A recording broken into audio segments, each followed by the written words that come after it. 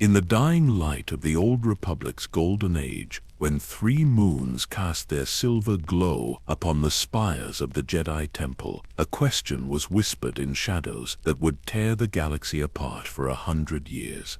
What if the Jedi were wrong? What if the very chains they claimed protected the galaxy were the bars of a prison, holding back the true potential of the Force itself? Picture, if you will, the moment before the storm, a council chamber where friends will become enemies, laboratories hidden in forgotten temple wings where brilliant minds bend the fabric of life itself, battlefields that will run red with the blood of brothers, and far beyond the edge of known space, a crimson world waiting beneath a dying sun, where gods will be born from the ashes of defeat. This is the story of the 100-year darkness. The schism that created the Sith. The war that nearly destroyed the Jedi Order. The exile that became an empire. A century of blood, betrayal, and the terrible price of forbidden knowledge. But here, in this moment, the temple still stands peaceful. The Jedi still believe in their unity, and 12 brilliant minds are about to ask the one question that will doom them all. Why must we fear the darkness when we could master it instead? Some knowledge comes at a price the galaxy will pay for millennia. Tonight we journey back 7,000 years before the rise of the Empire, to witness the birth of the eternal war between Jedi and Sith, to understand how friends became the galaxy's greatest enemies, to walk through the 100 years that changed everything. This is a tale of ambition, corruption, and the transformation of fallen Jedi into Dark Lords who would haunt the galaxy for thousands of years. Now, here's something interesting. About 62% of you watching right now haven't subscribed yet. If you're enjoying these deep dives into Star Wars lore, hitting that subscribe button really helps me continue creating these stories for you. No pressure. But if you love falling asleep to galactic histories, your support means everything. And I'd love to know where in the galaxy you're joining us from tonight. Drop a comment telling me your location and what time it is where you are. So dim those lights, maybe turn on a fan for that gentle background hum. Get comfortable under your blanket, and let's travel back 7,000 years. Let's witness the moment the Jedi Order broke. Let's watch the birth of the Sith. The Force is calling us backward through time. Let us answer. 7,003 years before the Battle of Yavin, the galaxy knew peace. It was an age of wonders, an era when the Old Republic stretched its benevolent hands across thousands of systems, bringing law, prosperity, and hope to countless worlds. At the heart of this golden age stood Coruscant, the jewel of the core worlds, its surface entirely covered by city that reached kilometers into the sky and deep into the planet's crust. But rising above even the tallest skyscrapers, visible from orbit like a beacon of light itself, stood the Jedi Temple. Imagine walking its halls in those final years of innocence. The main spire climbs so high that clouds drift past the meditation chambers. 5 towers surround the central structure, each dedicated to a different aspect of Jedi philosophy: wisdom, knowledge, discipline, courage, reconciliation. Between them, gardens cascade down multiple levels, filled with plants from 10,000 worlds, each one chosen for its connection to the living Force. The temple's foundations run deep, built upon ground that has been sacred to Force users for 25,000 years. In the lowest levels, archives contain holocrons older than the Republic itself. The voices of ancient Jedi Masters echo through crystalline recordings, teaching lessons from civilizations long turned to dust. 3 moons rise each night over Coruscant, their silver light reflecting off the temple's polished stone.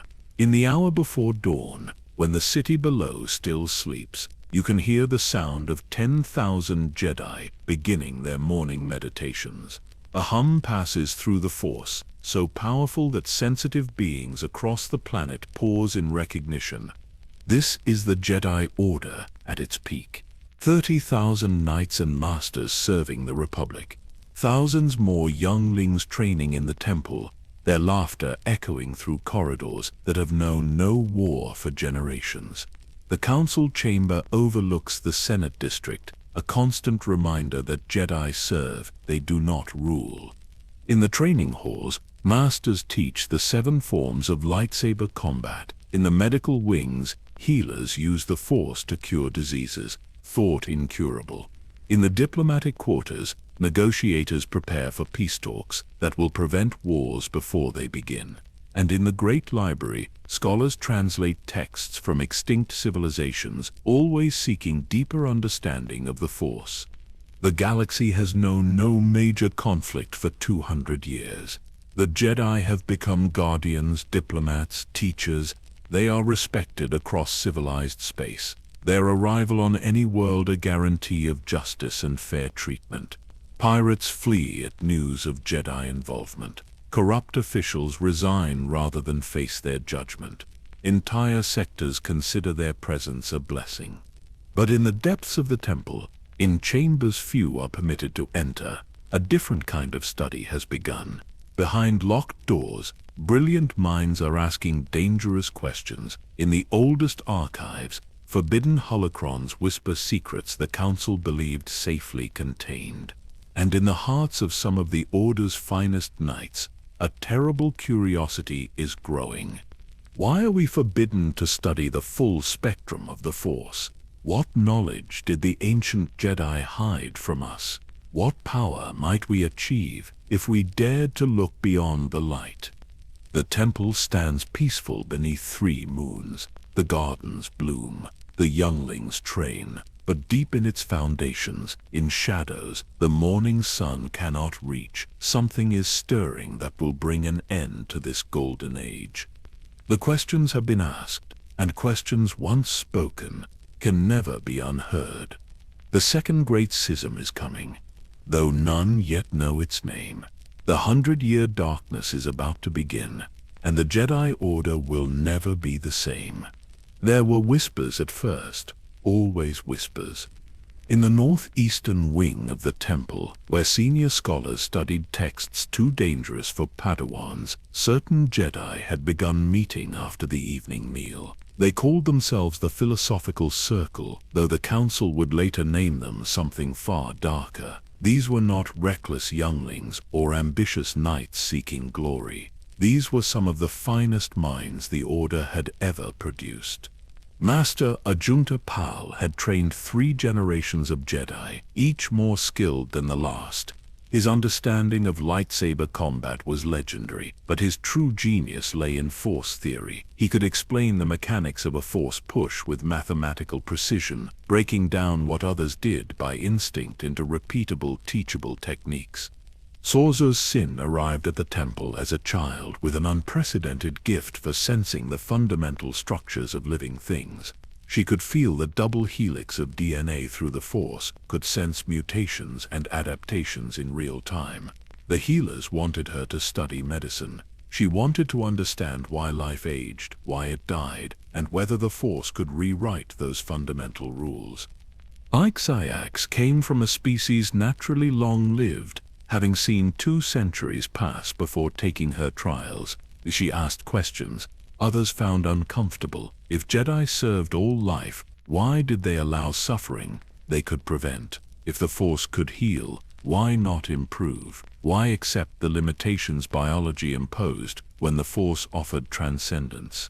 Karnas Moore was perhaps the most brilliant of them all, a true prodigy who mastered every lesson the temple offered by his 20th year.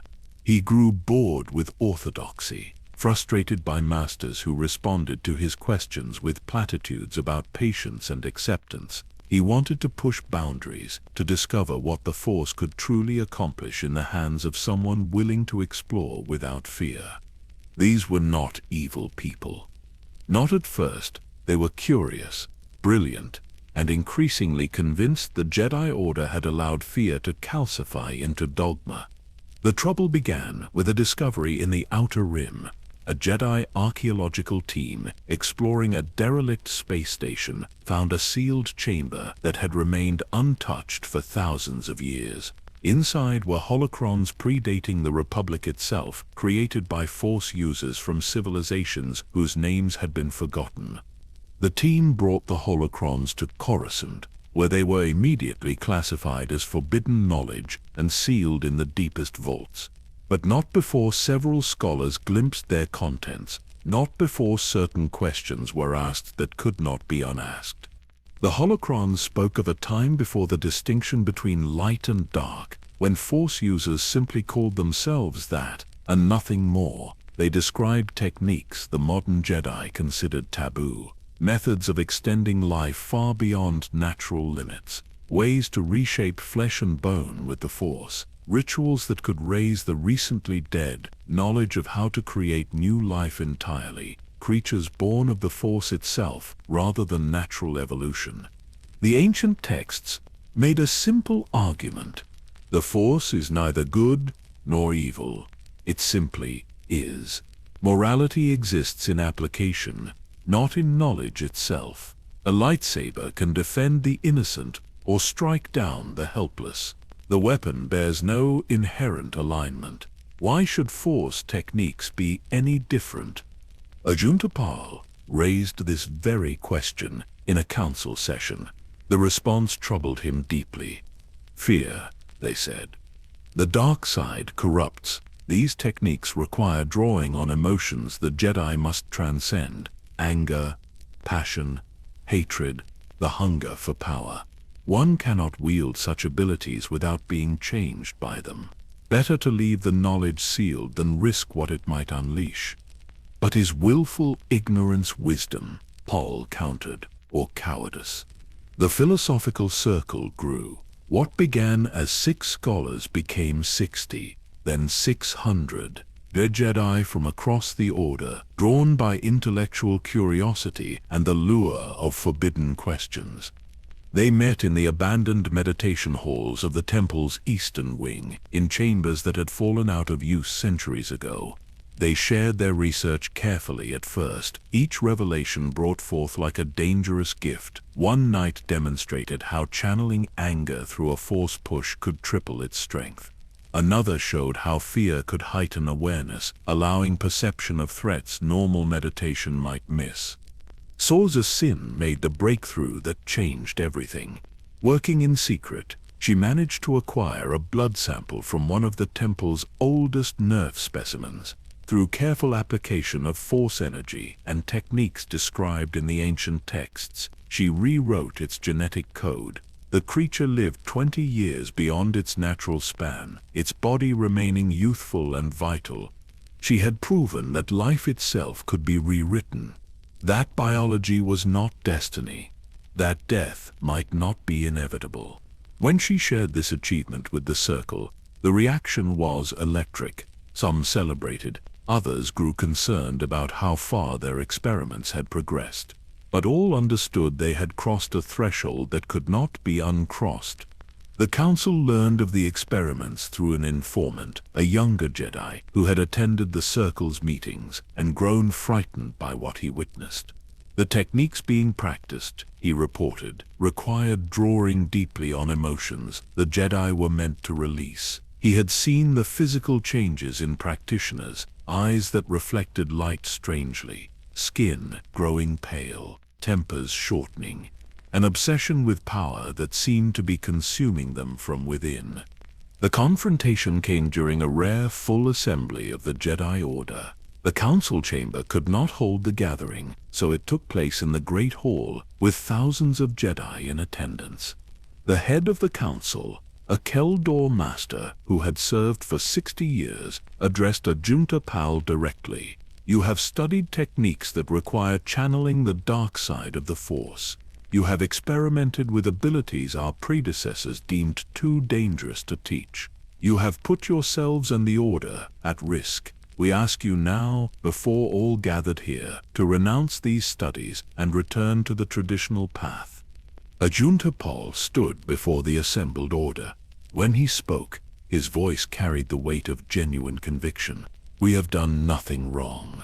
We have expanded our understanding of the Force, not corrupted it. You ask us to blind ourselves to half of what exists, to hobble our potential out of fear. The Sith Lords of ancient times fell because they fought among themselves, not because their knowledge was inherently evil. We have been careful. We have been measured. We are not monsters simply because we dare to ask why. The Council was unmoved. This is not a debate. These practices lead to the dark side. The path you walk leads only to suffering. You must stop, or you will be removed from the Order. Around the Great Hall, Jedi began to murmur. Some supported the Council's hard line. Others sympathized with the scholars. Friends found themselves on opposite sides of a divide that seemed to widen by the moment. Exogzan stood next. Then Swords' Sin. Then Karnas More. One by one, hundreds of Jedi rose to stand with Ajunta Pal, not in defiance, but in solidarity with the pursuit of knowledge. The tension in that hall could have been cut with a lightsaber. Master facing former student, friends of decades, suddenly strangers across an ideological chasm. The Council issued its ultimatum: cease these experiments immediately. Submit to re-education and prove your commitment to the traditional Jedi path, or face exile from the Order. For 3 days, the philosophical circle debated among themselves. Some argued for compliance. They could pursue their research more carefully, more secretly. Others insisted the Council had no right to limit the search for truth. On the 3rd day, Ajunta Pal gave his answer before the Council. We refuse your terms. We have committed no crimes. We have harmed no one. If you exile us for seeking knowledge, then you prove that fear, not wisdom, guides the Jedi Order. The Council's response was swift. Then, you are Jedi no longer. Gather your followers and depart. You are cast out from this temple, from this Order, and from the Republic's service. What happened next would become legend, distorted by time and horror, but those who witnessed it never forgot. The philosophical circle walked out of the temple together. Hundreds of Jedi, many still wearing their traditional robes, descending the great stairs as the rest of the Order watched in stunned silence. Some were weeping. Others held their heads high, righteous in their conviction. They called themselves the Enlightened. They believed they were martyrs to truth. The galaxy would come to know them as the Dark Jedi, and their exile would last exactly 1 week before the first blood was shed. The Dark Jedi did not leave the core worlds peacefully. They intended to, but intentions crumble when power meets opportunity, and exile breeds resentment like infection. Ajunta Pal led his followers to Arcania, a world in the colony's region known for its advanced genetic research facilities. His plan was simple: establish a new academy, continue their studies away from Jedi oversight, and prove through their achievements that the Council's fears were unfounded. They would be vindicated by results. But something had changed during their final days in the temple. The constant drawing upon intense emotions to fuel their Force techniques had begun to alter them in ways subtle and profound. Meditation no longer brought the peace it once had. Patience felt like weakness. The careful balance between passion and serenity they had maintained was tipping, and none of them fully recognized the transformation occurring. Swords' Sin was the first to voice what others were thinking. Why should we hide on some remote world like criminals? We have done nothing wrong. The Jedi are the ones limiting themselves, crippling their potential with outdated taboos. We should not be asking for their acceptance. They should be begging to learn from us. The sentiment spread through the exiled group like wildfire through dry wood. They had been cast out for the crime of curiosity, punished for brilliance, rejected by an Order grown stagnant and afraid. 2 months after their departure from Coruscant, the first Jedi outpost was attacked. It was a small temple on Relg, housing perhaps 50 Jedi who served as mediators for the local population. The Dark Jedi who arrived there, claimed they only wanted access to the library to retrieve texts that were rightfully theirs to study. But when the temple's master refused them entry, violence erupted. 3 Jedi died in that confrontation. The Dark Jedi took the holocrons they wanted and left the temple burning. News of the attack reached Coruscant within days. The council convened in emergency session. This was no longer a philosophical disagreement. This was open warfare against the Order. The Jedi mobilized. Knights were dispatched to every outpost, every academy, every place the Dark Jedi might strike next. But Ajunta Pal and his followers had scattered across the galaxy, establishing hidden bases on worlds too remote for easy Jedi response. The true horror began 6 months into the conflict when reports emerged of something unprecedented and terrifying. On the agricultural world of Thule, an entire settlement went silent. When Jedi investigators arrived, they found the population transformed into shambling creatures, their eyes vacant, their bodies animated by dark side energy. The recently dead had been raised as servants, their connection to the Force perverted into a mockery of life. Sazu Sin had achieved her greatest breakthrough. She could now reshape life not just at the genetic level, but at the level of the Force itself. The knowledge she had sought for so long was now in her grasp, and she wielded it without mercy or restraint. The creatures she created defied nature. Leviathans, massive serpentine beings that could drain the life force from their victims, leaving behind withered husks. Howlers, wolf-like predators that moved in packs and emitted sonic screams infused with the dark side, capable of shattering minds as easily as eardrums. Pit horrors, insectoid monstrosities bred for one purpose only, to kill Jedi. Other Dark Jedi contributed their own innovations to this growing army of abominations. Atzcanis Mur developed techniques for binding the souls of fallen warriors to amulets, creating repositories of knowledge and power that could possess living hosts. Remulus Draper perfected methods of alchemically enhancing normal soldiers, transforming loyal followers into superhuman warriors resistant to pain and fear. The galaxy had never seen warfare like this. Jedi training prepared them to fight pirates, negotiate with politicians, and counsel the troubled. They were not prepared to face former brothers and sisters who commanded armies of creatures that should not exist. The Second Great Schism, as it came to be called, began 3 years after the initial exile. But historians would remember the entire conflict by another name, the 100-Year Darkness. A century of war between the Jedi Order and those who had once been its brightest lights. The early battles were chaotic and devastating. At Tython, the ancestral homeworld of the Jedi, Dark Jedi forces attempted to capture the ancient Force nexus at the heart of the planet. The battle raged for 2 weeks, with both sides suffering catastrophic losses. The Dark Jedi were eventually repelled, but Tython's temples lay in ruins, thousands of years of history reduced to rubble. At Ambria, a Jedi stronghold was besieged for 6 months. The defenders held, but at terrible cost. Of the 300 Jedi who began the siege, fewer than 50 survived. They told stories of creatures that came in endless waves, of former friends attacking with hatred burning in yellowed eyes, of dark side energy so concentrated it felt like drowning in ice.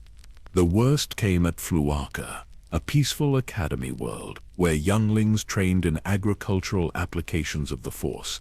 Sazu Sin herself led the attack, bringing with her a dozen mature Leviathans. The creatures emerged from the forests surrounding the academy and fell upon the unprepared Jedi like a tidal wave of death. By the time reinforcements arrived, the academy was empty. Not destroyed, but abandoned. Every living thing within 10 kilometers had been drained of life force, the energy consumed to fuel even more monstrous creations. The Leviathans had fed and grown and multiplied.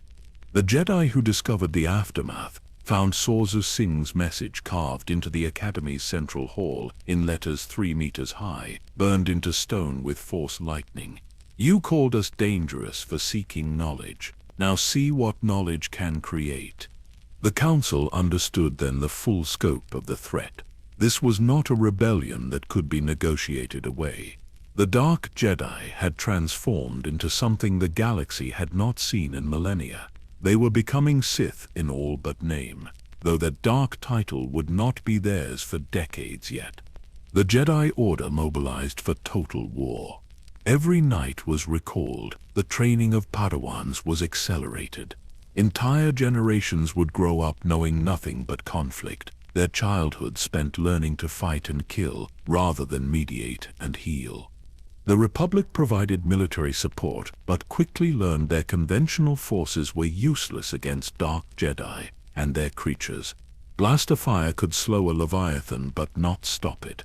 Armies of soldiers fell before a single Dark Jedi wielding Force lightning and enhanced strength. The Jedi alone could face this threat, and they were being ground down year after year by an enemy that grew stronger through every atrocity committed. The physical transformation of the Dark Jedi became impossible to ignore. Those who had left the temple looking like any other Jedi now appeared as monsters themselves. Skin bleached white or gray from constant exposure to dark side energy, eyes burning yellow or red, voices distorted by corruption that had seeped into every cell of their bodies. Some had mutated themselves deliberately through alchemical experiments, adding physical enhancements that made them more effective killers. Ajuntapal still led them, but his original vision of peaceful scholarly pursuit had long since been abandoned. He was no longer a teacher seeking truth. He was a warlord commanding armies of darkness. His strategic genius turned toward conquest and destruction. Yet even among the Dark Jedi, conflict brewed. The old Jedi teachings about emotional control had been cast aside, replaced by the pursuit of power through any means. Inevitably, this led to internal struggles. Dark Jedi killed each other over resources, over perceived slights, over nothing more than the desire to prove superiority. Sorzus Sin despised Ajuntapal's leadership, believing herself the rightful commander. Karnus Moore and Remulus Drapar became bitter rivals, each attempting to outdo the other in creating terrible weapons. Sorzan grew increasingly isolated, pursuing her own research while her former colleagues descended into madness. The fractures were there from the beginning. The same hunger for power that drove them to rebel against the Jedi Order now turned them against each other. They were united only by their hatred of the Jedi and their determination to prove their philosophy superior. But that unity, fragile as it was, would be enough to sustain a war for 100 years, enough to bring the galaxy to its knees, enough to ensure that when the Dark Jedi finally fell, their legacy would endure for millennia. The 100-year darkness had begun in earnest, and the galaxy would never be the same. The war consumed everything. 50 years into the conflict, entire generations had lived and died, knowing nothing but warfare. Children born on the same day the Dark Jedi were exiled were now middle-aged warriors, their entire existence defined by endless battle. The Jedi Temple that once echoed with philosophical debates now functioned as a military headquarters coordinating campaigns across 100 worlds. The Dark Jedi had established strongholds throughout the Outer Rim and unknown regions, territories so remote that Republic forces took months to reach them. From these hidden bases, they launched raids that struck deep into civilized space, attacking Jedi facilities and Republic infrastructure with strategic precision. But their true weapon was fear. The creatures Sorzus Sin and her fellow alchemists created spread terror more effectively than any army. Farmers on peaceful agricultural worlds would wake to find their livestock transformed into twisted monstrosities overnight. Mining colonies would send distress calls reporting their workers had risen from the dead, attacking the living with mindless hunger. Even on Coruscant itself, far from any battlefield, citizens looked to the stars with dread, wondering if the darkness would reach them next. The Jedi developed new tactics out of necessity. Traditional lightsaber forms designed for dueling had to be adapted for fighting creatures 10 times the size of a human. Force techniques meant for meditation and healing were weaponized. Young Jedi learned to sense the corrupted signature of alchemically created beasts from kilometers away, giving precious minutes of warning before attacks. Strike teams formed, groups of specialized Jedi who hunted the alchemical laboratories where these abominations were created. These warriors operated behind enemy lines for months at a time, living rough on hostile worlds, tracking dark Jedi through instinct and careful investigation. Their mission was simple but nearly impossible: find the breeding facilities and destroy them before new horrors could be unleashed. One such team, led by a Zabrak master named Kresh Vol, infiltrated a dark Jedi compound on the ice world of Hoth. What they discovered there haunted them for the rest of their lives. Massive caverns carved into glaciers, heated by volcanic vents, housed thousands of creatures in various stages of development. Leviathans the size of starships floated in tanks of alchemical fluid. Howlers were bred and trained in combat pits, where they fought to death for their master's amusement.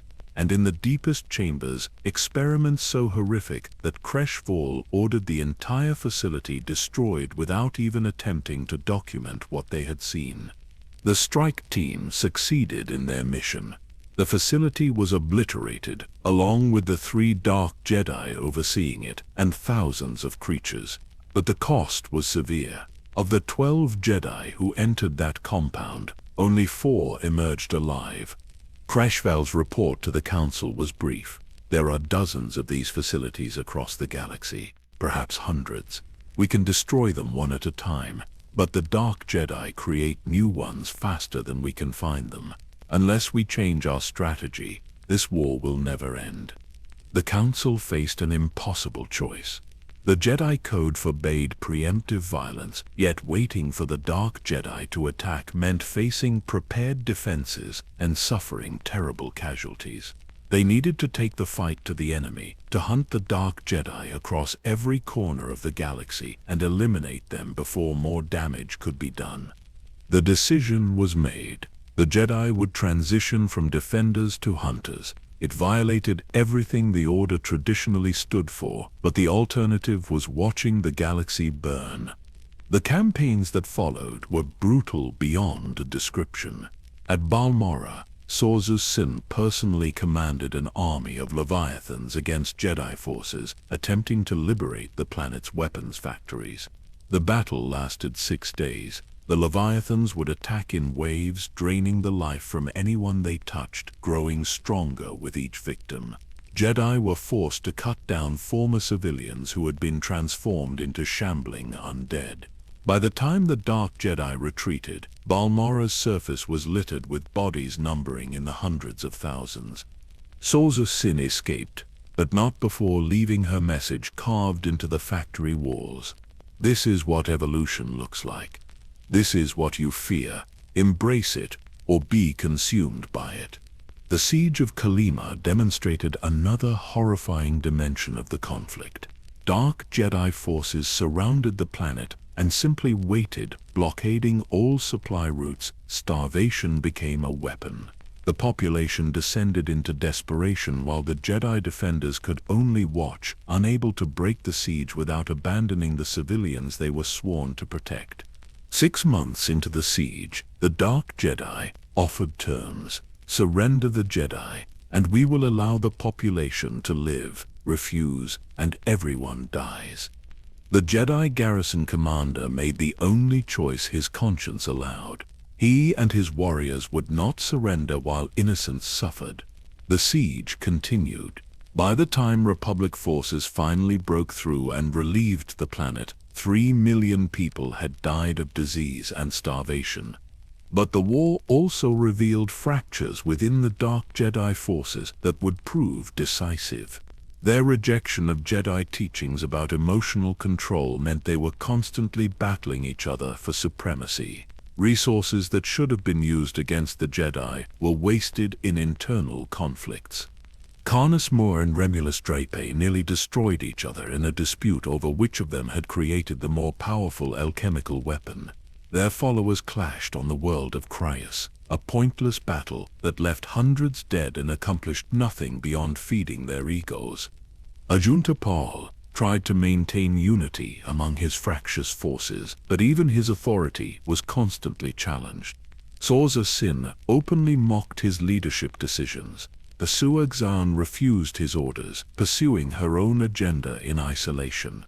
Lesser Dark Jedi formed splinter factions, each convinced they understood the path to victory better than Paul.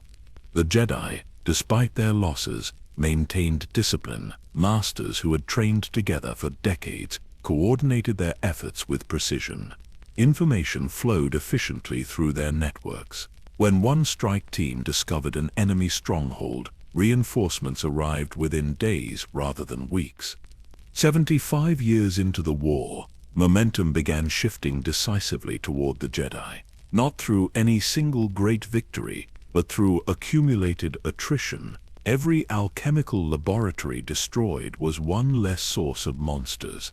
Every Dark Jedi killed was a reduction in enemy leadership. Every internal conflict among the Dark Jedi was an opportunity for Jedi forces to strike while they were distracted. The Republic Navy, which had been largely ineffective against Force users and their creatures, found its role in blockading Dark Jedi supply routes. Starships could not be corrupted by dark side alchemy. Naval commanders learned to track Dark Jedi movements and deny them the resources needed to sustain their war effort. Slowly, inexorably, the Dark Jedi were being pushed back toward the Outer Rim. Their strongholds in the colonies and Inner Rim fell one after another. Recruiting became difficult as populations learned to fear them rather than admire their power. The promise of transcendence through dark knowledge rang hollow when recruits saw what corruption did to those who embraced it fully. Ajunta Pall recognized the situation was becoming dire. His forces were outnumbered, divided against themselves, and running low on the exotic materials needed for alchemical experiments. He made a strategic decision that would define the war's final phase. Rather than spreading his forces thin across the galaxy, he would concentrate them on a single world with defensive advantages and make the Jedi pay in blood for every meter of ground. He chose Korbos, a mining world in the Outer Rim with extensive underground cavern systems perfect for defense. The Dark Jedi would dig in, fortify their positions, and force the Jedi to come to them on ground of their choosing. It was a gamble born of desperation, but it was also the decision of a brilliant military commander who understood his only hope was to inflict such catastrophic losses on the Jedi that they would negotiate rather than continue the war. Sorza Sin threw herself into one final burst of creativity. She would create her masterpiece, a leviathan so massive and powerful that it could turn the tide of battle single-handedly. She worked without rest, pouring all her knowledge and all her remaining resources into this ultimate creation. Other Dark Jedi followed her example. If this was to be their final stand, they would make it legendary. Every monster, every weapon, every technique they had developed over nearly a century of war would be brought to bear at Korbos. The Jedi learned of the Dark Jedi concentration on Korbos through their intelligence networks. The Council debated whether to press the attack or continue the slow strangulation through attrition, but the knowledge that the enemy had chosen to stand and fight proved irresistible. This could be the end. One final battle to decide the war, to destroy the Dark Jedi utterly, and restore peace to a galaxy that had known nothing but conflict for 3 generations. The Jedi began marshalling their forces. Every available knight was called in from across the galaxy. Republic naval assets moved into position. Supply chains were established. Medical facilities prepared for casualties on an unprecedented scale. Both sides understood what was coming. This would not be another skirmish or siege. This would be total war, the largest battle in galactic history, where one side would emerge victorious and the other would be annihilated. The 100-year darkness was approaching its climax, and Corballs would run red with the blood of Force users from both sides before the sun set on that final day. 80 years had passed since the first blood was shed. Entire star systems existed now, where no living being remembered peace. The children born in the war's early decades were grandparents themselves, telling stories to younglings who could scarcely believe their tales of a galaxy once united. The Jedi Temple's halls held fewer voices each year. Where 10,000 had once trained and meditated, perhaps 6,000 remained.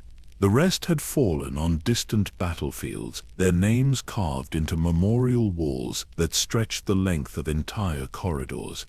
The war had become a grinding attrition that consumed resources and lives with mechanical efficiency. No grand strategies remained, no bold strokes that might end the conflict in a single engagement. Just endless cycles of attack and counterattack, each side bleeding the other while the galaxy watched and suffered.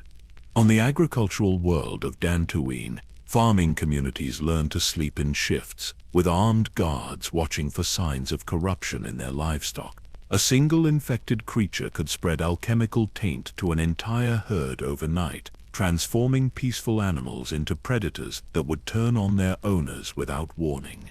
Farmers burned their own fields when dark side energy seeped into the soil, rendering crops poisonous to consume. The Republic's economy staggered under the weight of supporting a conflict that seemed to have no end. Trade routes that once brought prosperity now served primarily military purposes. Entire industries had been repurposed for war production. Shipyards that built passenger vessels now constructed troop transports. Medical facilities designed for healing became trauma centers, specializing in treating injuries no physician should have to understand. Refugees numbered in the billions. Whole populations fled worlds that sat too close to dark Jedi territories. They carried what they could and left everything else behind, hoping to find safety deeper in Republic space. But safety was relative. The Dark Jedi struck without warning and without pattern, hitting targets chosen more for psychological impact than strategic value. The Jedi had evolved into something their founders would barely recognize.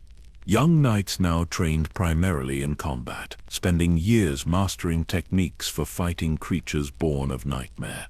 The philosophical education that once formed the core of Jedi teaching was compressed into brief lessons squeezed between combat drills. There was no time for long meditations on the nature of the Force when the enemy might attack at any moment. Master Cressix I led one of the most successful hunter teams operating in Dark Jedi territories. A Twill, who had survived the siege of Ambria in the war's early years, she had watched her entire class of fellow Padawans die in that prolonged battle. The experience hardened her, burning away the gentle scholar she had been and forging something sharper in its place.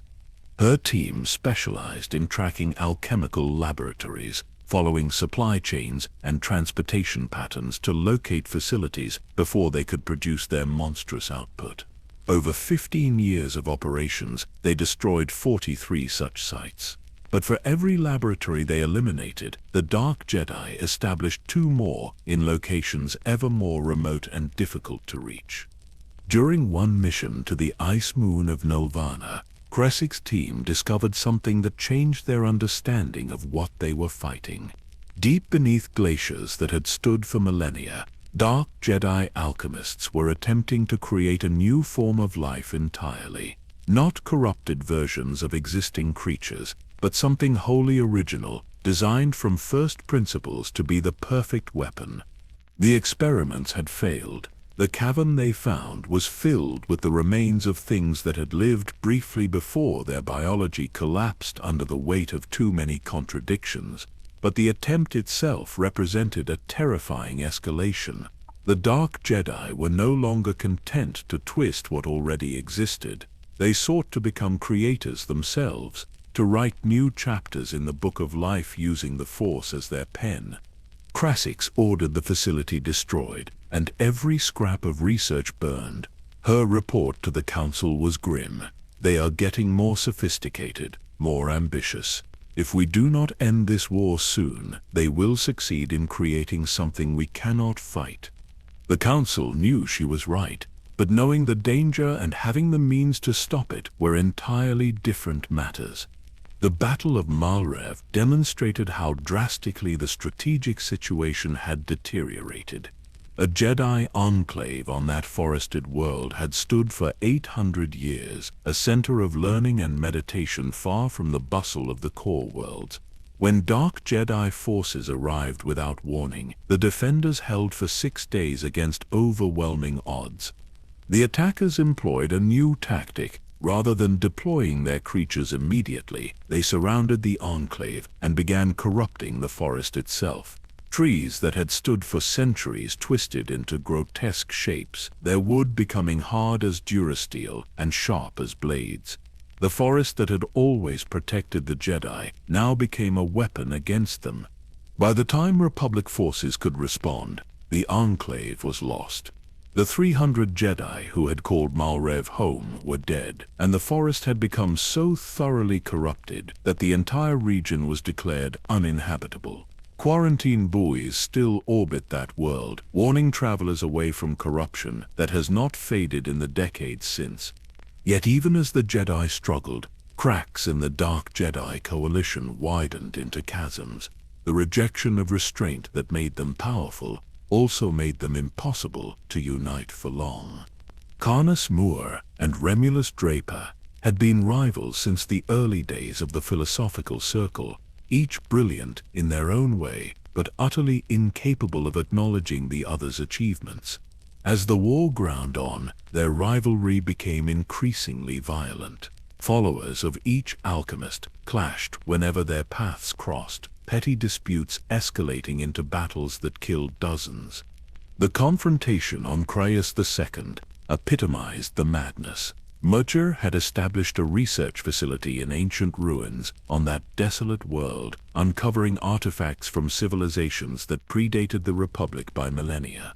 When Draper learned of the discovery, he demanded access to the site for his own studies.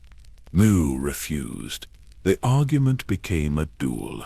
The duel became a battle as their respective followers joined the fight. By the time the sun set on Cryas II, 200 Dark Jedi lay dead, killed not by Jedi opponents, but by each other. The ancient ruins they had fought over were reduced to rubble, whatever secrets they held lost forever. Ajantapal attempted to impose order through force of personality and reputation, but even his authority was eroding. He had led the Dark Jedi for 8 decades, his tactical brilliance keeping them alive against superior numbers. But brilliance could not overcome fundamental dysfunction. An army that spent as much energy fighting itself as fighting its enemies could not prevail indefinitely. Sorzo's sin made her contempt for Paul's leadership increasingly obvious. During strategy sessions, she would question his decisions openly, proposing alternative plans designed to undermine his authority rather than achieve victory. Her loyalty was to her work, not to any unified command structure. Agzozan had withdrawn almost entirely from the collective effort, establishing her own stronghold on the remote world of Tund. There she pursued research into force techniques that even other Dark Jedi considered extreme. Rumors circulated of entire populations disappearing, their life forces harvested for experiments whose purpose none could discern. The Jedi intelligence networks tracked these internal conflicts carefully, recognizing opportunity in every fracture. When Dark Jedi forces were concentrated in one region, Jedi strike teams would hit targets in another. When rival alchemists were feuding, supply lines would be disrupted before they could resolve their differences. 90 years into the conflict, the strategic balance had shifted decisively. The Dark Jedi controlled perhaps a dozen systems in the deep Outer Rim, down from their peak of nearly 100. Their numbers had dwindled from thousands to hundreds. every laboratory destroyed, every alchemist killed, every internal conflict they wasted resources on brought them closer to inevitable defeat. But they remained dangerous. Desperation makes for savage fighters, and the Dark Jedi had nothing left to lose. They knew they were losing the war. The question was whether they would accept defeat or drag the galaxy down with them in their final hours. Ajunta Pal made his choice. If the Dark Jedi were to fall, they would fall on ground of their choosing, after inflicting such terrible casualties that the Jedi would remember their names for millennia. He issued orders for all Dark Jedi forces to converge on a single location where they would make their stand. The world he selected was Korbos, an unremarkable mining planet, notable only for its extensive underground cavern systems. The geology made it defensible, the isolation made it difficult to besiege, and the resources present would support alchemical operations on a massive scale. Sorzu Sin recognized immediately what Paul intended.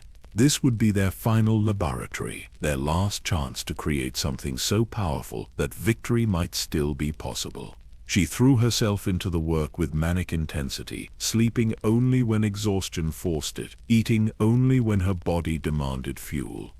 Her goal was to create the ultimate Leviathan, a creature so massive and powerful that it could turn the tide of an entire battle. She called it Cressbuckle the Ever-Hungry, pouring decades of accumulated knowledge into its design. When it emerged from its growth chamber, fully mature and ready for war, it measured over 50 meters from head to tail. Its presence in the Force felt like a wound in reality itself. Other Dark Jedi contributed their own horrors. Swarms of Howlers bred for aggression and coordination. Pit horrors enhanced with armor plating grown from their own mutated carapaces. Shambler battalions raised from fallen warriors and bound with dark side rituals to obey without question or hesitation. The caverns beneath Korbos became a nightmare, made manifest. Tunnels that had once echoed with mining equipment now resonated with the sounds of creatures that should not exist. The air itself felt wrong, saturated with dark side energy, so concentrated that sensitive individuals reported physical pain just from proximity. The Jedi learned of the Dark Jedi concentration through multiple sources. Republic Navy reconnaissance detected increased traffic to Korbos. Intelligence assets reported Dark Jedi forces abandoning other strongholds. Most tellingly, attacks across the galaxy simply stopped as the enemy withdrew to their chosen battlefield. The Council convened to debate their response. Some argued for patience, for maintaining the blockade and letting time finish what they had started. Others insisted that allowing the Dark Jedi to prepare uncontested was foolish. The enemy was wounded but still capable of inflicting terrible damage. Better to strike now while momentum favored the Jedi than risk whatever nightmares they were creating in those caverns. Grand Master Yondu Kaz cast the deciding vote. We end this. After 90 years of war, after all we have lost and all we have sacrificed, we finish what was started when the first blood was shed. We go to Korbos, and we do not leave until every last Dark Jedi is dead or captured. The order went out across the galaxy. Every Jedi Knight capable of fighting was to proceed to Korbos. Every Republic naval asset that could be spared would support the operation. Medical frigates, supply ships, troop transports, everything the Republic could muster was directed toward this final confrontation. It took 6 months to marshal the forces required. 6 months during which the Dark Jedi fortified their positions and completed their preparations. 6 months for both sides to contemplate what was coming and steel themselves for the horror of it. The survivors of that battle, the few who lived to speak of what happened in the caverns beneath Korbos, would spend the rest of their lives trying to describe it. Most eventually stopped trying. Some things cannot be adequately explained, only experienced and endured. The final battle of the 100-year darkness was about to begin, and when it ended, one way or another, the galaxy would finally know peace. or so they hoped. The fleet that emerged from hyperspace above Korbos was the largest military force assembled since the formation of the Republic itself. Over 300 capital ships hung in formation above the mining world, their hulls bearing the scars of decades spent fighting this war. Surrounding them, thousands of smaller vessels formed a blockade so complete that not even a probe droid could slip through undetected. The Republic Navy had committed nearly 40% of its total strength to this single operation. But the Navy was merely support. The real force, the only force that mattered in this war, descended toward the surface in modified troop transports. 5,000 Jedi, representing every tradition and species in the Order, prepared to end the conflict that had consumed their entire lives. Master Yondu Kaz stood at the viewport of the command ship, watching Korbos grow larger as they approached. The planet looked unremarkable from orbit. Brown and gray landmasses scattered across darker oceans. No cities, no lights, nothing to suggest this barren world would become the site of galactic history's most significant battle. But he could feel what lay beneath that surface. The dark side radiated from the planet like heat from a forge, strong enough to sense from orbit. What the Dark Jedi had created down there was an affront to the Force itself. The initial landing met no resistance. Republic forces established a perimeter around the primary cavern entrance without encountering a single enemy. The absence of opposition was more unsettling than an attack would have been. It suggested the Dark Jedi were confident in their preparations, so certain of victory that they felt no need to contest the Jedi's arrival. Krasix Wan led the first reconnaissance team into the upper caverns. What they found exceeded even their worst predictions. The tunnels had been transformed into a labyrinth of death traps and defensive positions. Every intersection was a killing zone. Every chamber could become a tomb if defenders collapsed the carefully weakened ceiling supports. Deeper exploration revealed the true scope of what awaited them. The cavern systems extended dozens of kilometers beneath the surface, a three-dimensional maze where enemies could appear from any direction. The Dark Jedi had months to learn every tunnel, every shaft, every possible approach. The Jedi would be fighting on ground their opponents understood intimately, while they themselves would be stumbling through darkness. The first major engagement occurred 3 days after landing. A Jedi company advanced into what seemed like an empty section of tunnels. They were 50 meters underground when the Howlers attacked. The creatures emerged from side passages in perfectly coordinated waves, their sonic attacks disorienting the Jedi before physical combat even began. In the confined space of the tunnels, the Howlers' advantages were maximized, while the Jedi's superior numbers meant nothing. Only 10 of the 40 Jedi who entered that section emerged alive. The survivors described a nightmare. Howlers moving through darkness with perfect precision, their eyes adapted to see in conditions that left humans blind. The sounds of claws on stone coming from every direction. The screams of fellow Jedi as they were dragged into side passages, their lives extinguished before anyone could reach them. Master Kaz adjusted tactics immediately. Advance in smaller groups. Use the Force to sense ambushes before walking into them. Collapse tunnels behind to prevent enemies from attacking rear positions. Move slowly and carefully, rather than trying to advance quickly.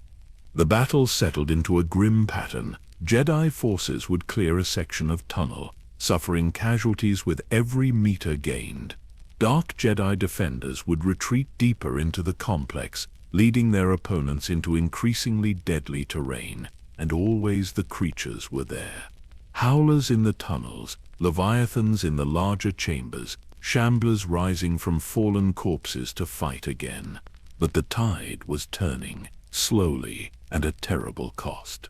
The Jedi had numbers and discipline. For every fallen knight, 2 more pressed forward, strike teams began identifying and eliminating the alchemists controlling the creatures. Without Dark Jedi coordination, the monsters became less effective, more prone to attacking each other or wandering off rather than following tactical plans. The Dark Jedi themselves fought with the fury of those who knew they were doomed. Ajunta Pal personally led defensive actions, his lightsaber technique honed by 90 years of warfare into something transcendent and terrible. Jedi Masters who had survived decades of combat fell before his blade. He killed 12 on the first day alone, 15 on the second, 9 more on the third. But even Pal's brilliance could not overcome mathematics. Every Dark Jedi who fell was irreplaceable. Every Jedi casualty, tragic as it was, still left thousands of others to continue the fight. The outcome was inevitable. The only question was how long the dying would take. Sorzo Sin unleashed Crespukle in the battle's second week. The massive Leviathan emerged from the deepest caverns like a force of nature given malevolent form. Its body was so large it could barely fit through the widest tunnels. Where it could not fit, it simply broke through stone barriers as if they were paper. The creature killed 30 Jedi in its first engagement, draining their life force and growing even larger in the process. Conventional attacks were useless. Lightsabers could wound it, but not kill it. Force pushes merely annoyed it. The Leviathan seemed unstoppable, a living weapon that could turn the battle's momentum. It took a coordinated effort by 50 Jedi Masters to bring Crespukle down.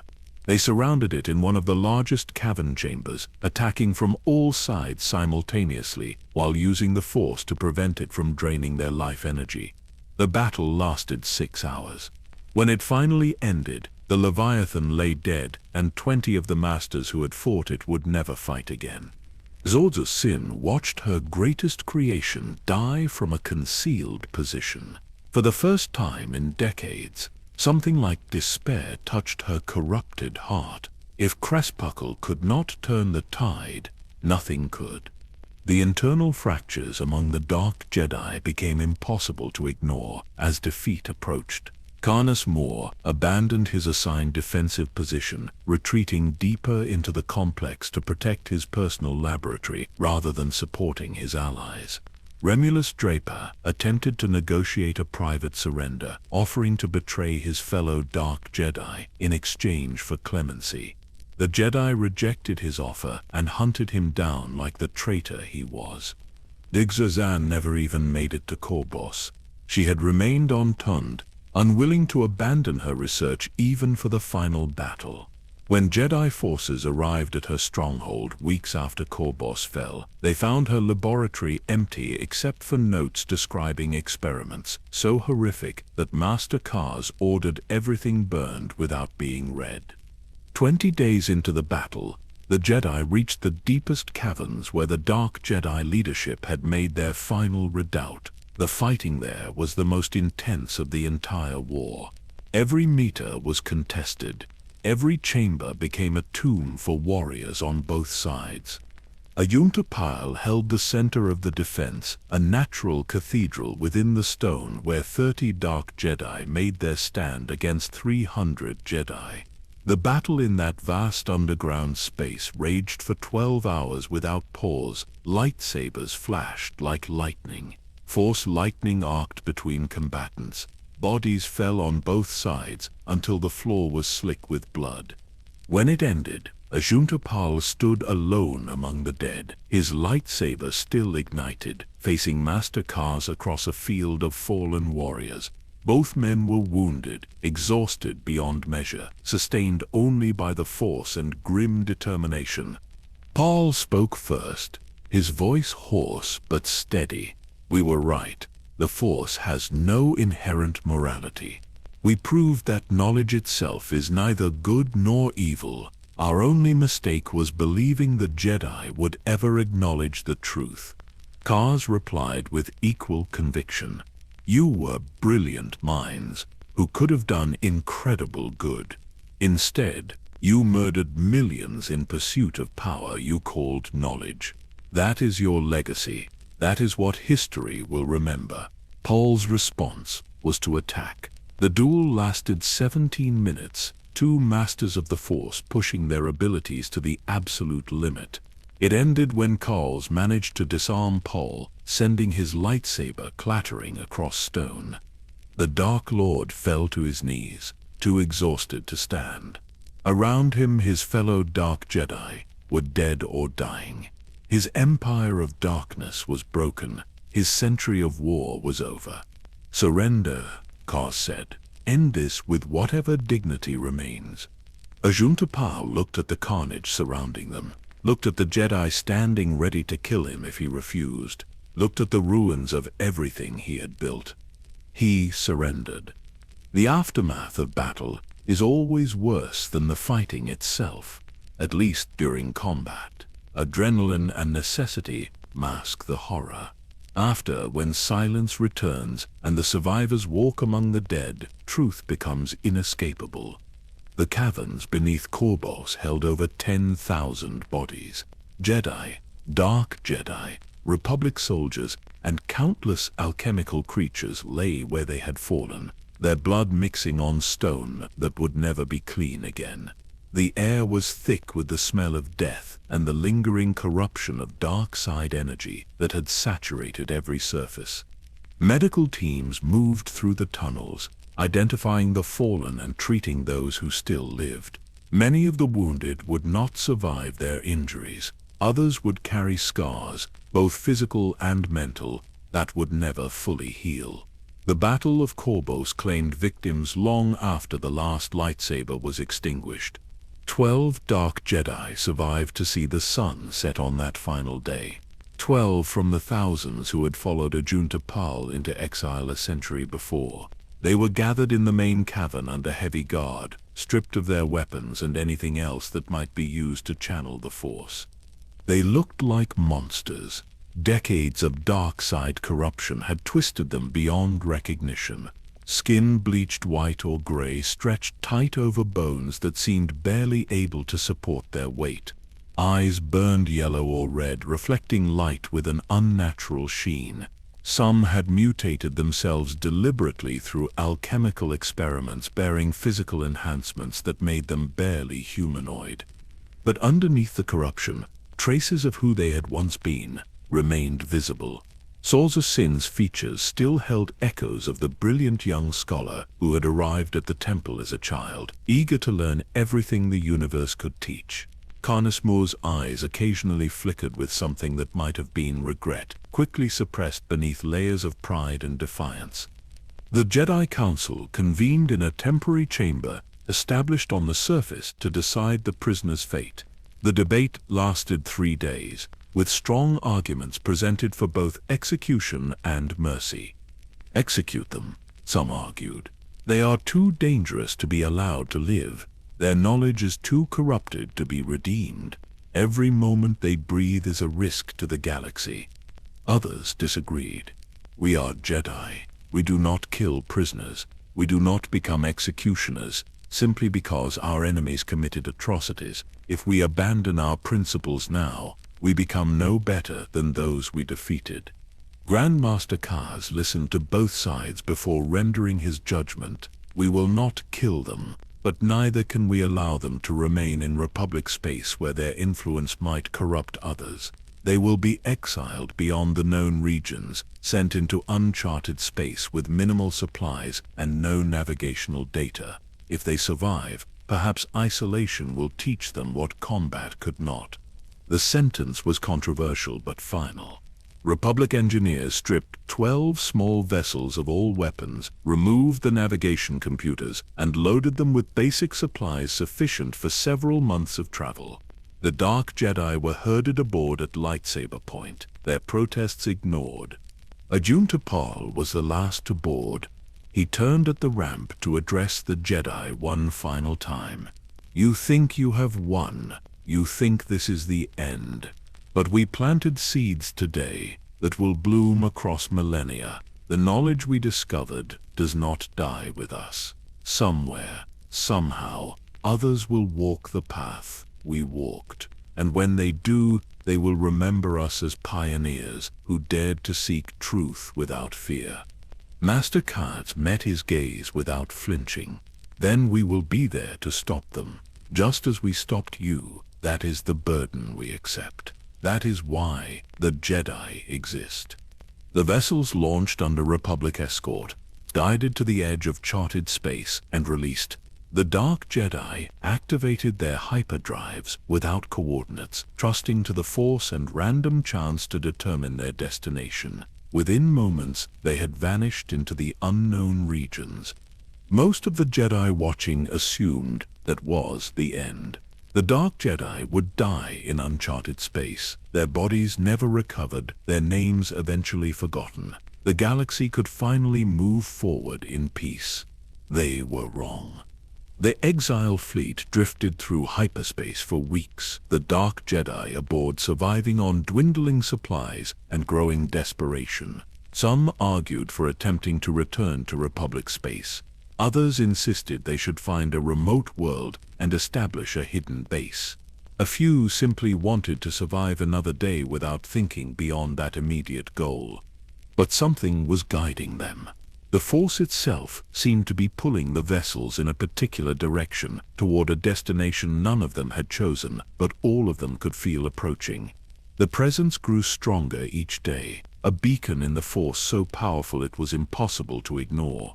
When they finally dropped out of hyperspace, they found themselves in an unfamiliar star system dominated by a red sun.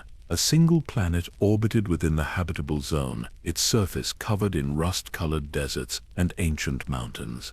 The moment they laid eyes on it, every Dark Jedi aboard the vessels felt the same overwhelming sensation. This world was saturated with the dark side of the Force, not corrupted by recent use, but naturally aligned with darkness, as if the planet itself had been waiting for them since the beginning of time. Ajunta Pal gave the order to land. The vessels descended through thin atmosphere to touch down on red sands that had not felt the tread of boots in millennia. The Dark Jedi emerged into harsh sunlight, breathing air that tasted of metal and ancient stone. In the distance, massive structures were visible, tombs carved into mountainsides by hands that had crumbled to dust long before the Republic was founded. Statues of beings the Dark Jedi did not recognize lined processional ways leading toward temple complexes that dwarfed anything the Jedi had built on Coruscant. They were not alone on this world.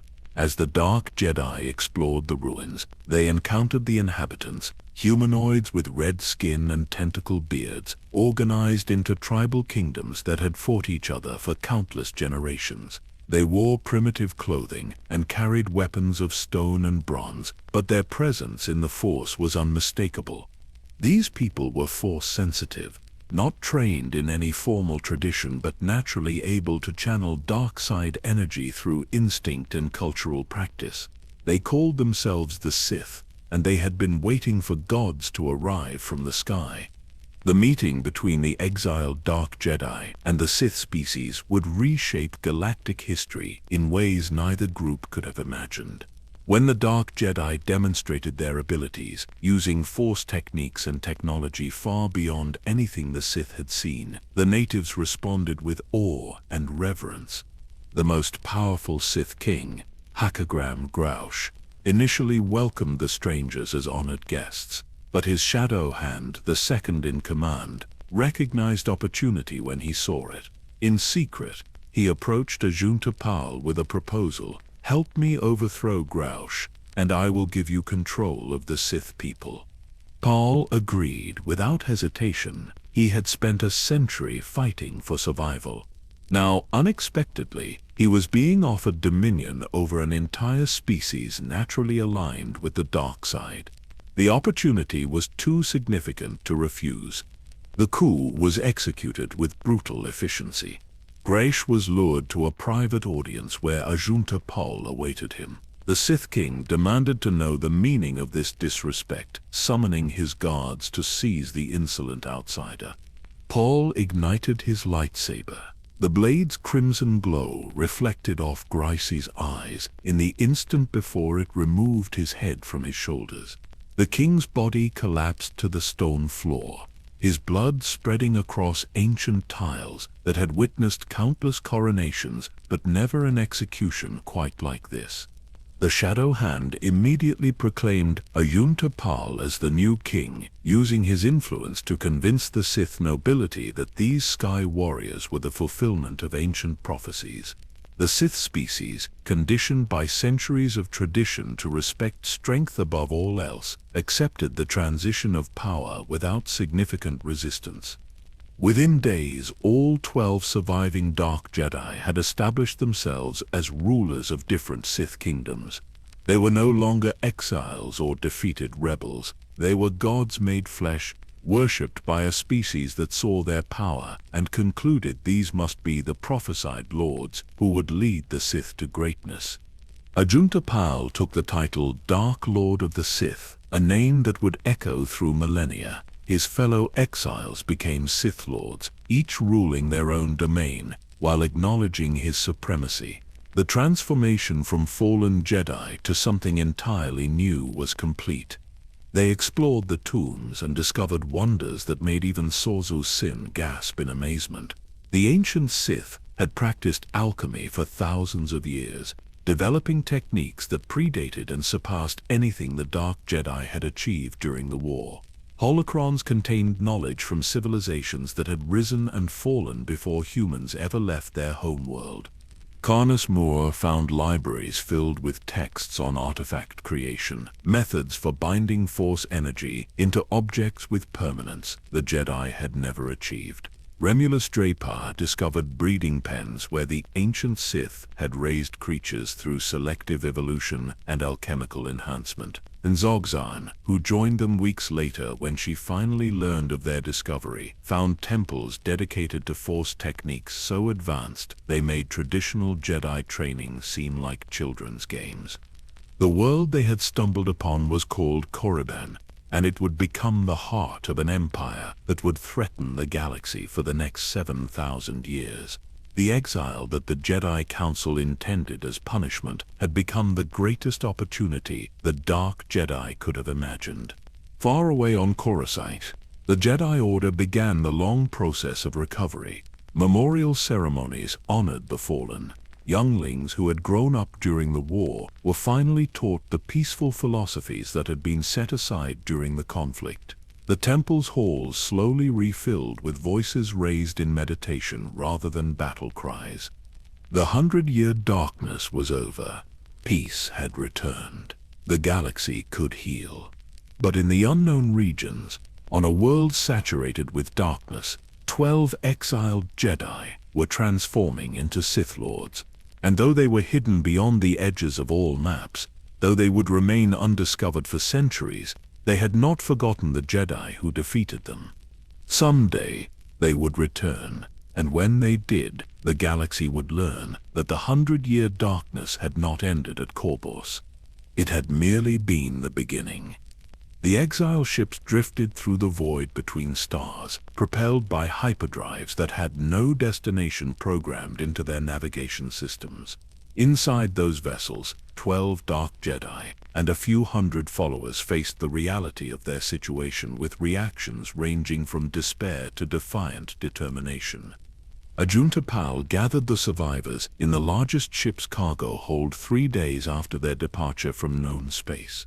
The meeting was tense, old rivalries simmering just beneath the surface, despite their shared predicament. These were individuals who had spent decades fighting alongside each other, but also against each other, their unity always fragile at best.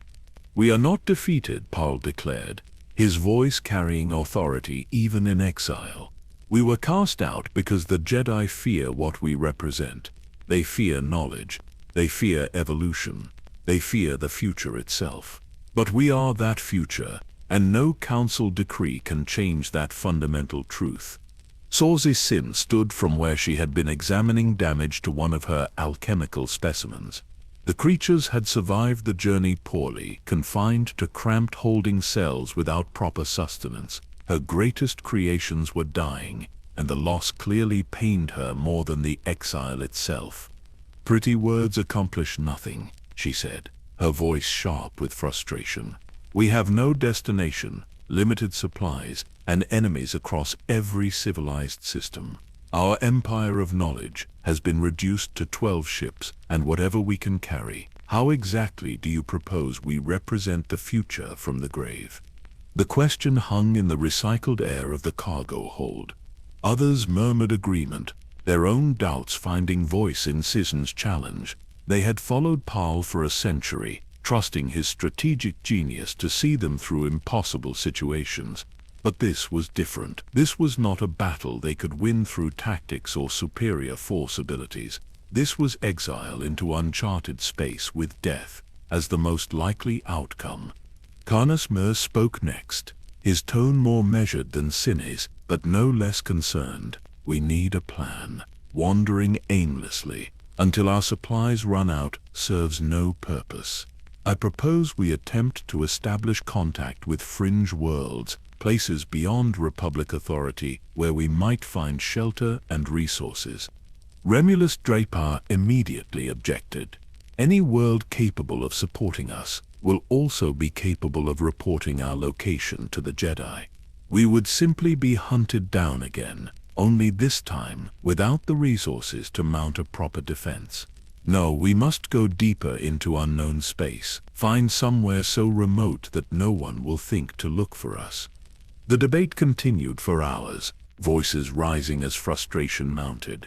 Ozian remained silent throughout, sitting apart from the others and meditating with an intensity that suggested she was listening to something beyond the arguments surrounding her.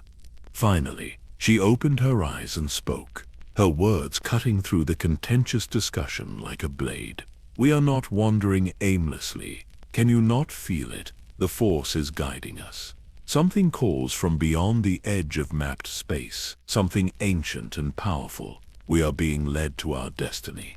The others fell silent, turning their attention inward. Once they stopped arguing long enough to truly sense what lay beyond their vessels, they felt it too. A presence in the Force, distant but unmistakable, pulling them forward like gravity wells planets toward a sun. It was not a voice exactly, more like a whisper at the edge of perception, not words, but impressions. Images of red sands beneath a dying sun, ancient tombs holding secrets older than memory, power waiting to be claimed by those bold enough to reach for it. Ajunta Paul made his decision. "We follow where the Force leads, activate the hyperdrives, and let them take us wherever this presence originates. We have nothing to lose, and perhaps everything to gain." The journey through uncharted hyperspace lasted weeks. Time became meaningless in the featureless tunnels of faster-than-light travel. The Dark Jedi meditated, studied what texts they had managed to bring with them, and tried to maintain the alchemical specimens that were slowly dying despite their best efforts. Physical changes accelerated during those weeks. Without Jedi oversight, or any need to maintain appearances, the Dark Jedi allowed their corruption to manifest fully, skin bleached to shades that had never occurred in nature, eyes burned with colors that reflected the emotional states, fueling their connection to the Force. Some experienced spontaneous mutations, as dark side energy rewrote their biology in unpredictable ways. They began to look less like the Jedi they had once been, and more like something entirely new. The transformation was not just physical but philosophical. The last vestiges of their Jedi training, the remnants of restraint and discipline they had maintained even during the war, fell away like dead skin. Sorza Sin noticed the change most acutely. She had spent the war creating monsters while still considering herself fundamentally different from them. Now, examining her reflection in polished metal, she understood that she had become what she created. The realization did not horrify her as it once might have. Instead, she felt liberation. If she was a monster, then she would be the most magnificent monster the galaxy had ever seen. The presence in the Force grew stronger each day, more insistent. Dreams plagued their sleep, visions of ancient kings and forgotten empires. They saw battles fought millennia before the Republic existed, warriors wielding the dark side, with techniques the Dark Jedi had never imagined. They witnessed the rise and fall of civilizations whose names had been lost to time. One vision recurred with particular frequency, a world of red stone beneath a crimson sun, where beings with skin the color of fresh blood built monuments to darkness itself. A species that understood the Force instinctively, that channeled its power through ritual and tradition rather than formal training. A people waiting for gods to arrive from the heavens and lead them to greatness. When the ships finally dropped out of hyperspace, the Dark Jedi gathered at viewports to stare at what they had found. The system contained a single star, old and dying. Its light shifted toward the red end of the spectrum. One planet orbited within the narrow band where liquid water could exist, though from orbit it appeared almost entirely desert. But the Force signature emanating from that world was overwhelming. Every Dark Jedi felt it simultaneously, a rush of dark side energy, so concentrated it was almost physically painful. This was what had been calling them. This was the source of the visions that had haunted their exile. Juntapal gave the order to descend. The ships entered the atmosphere, their hulls heating from friction as they dropped toward the surface. They emerged from cloud cover to find a landscape that matched their visions exactly.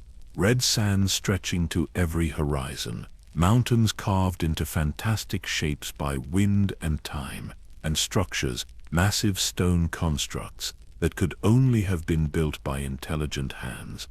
The vessels touched down on what appeared to be an ancient landing field, the stone surface still remarkably level despite obvious age.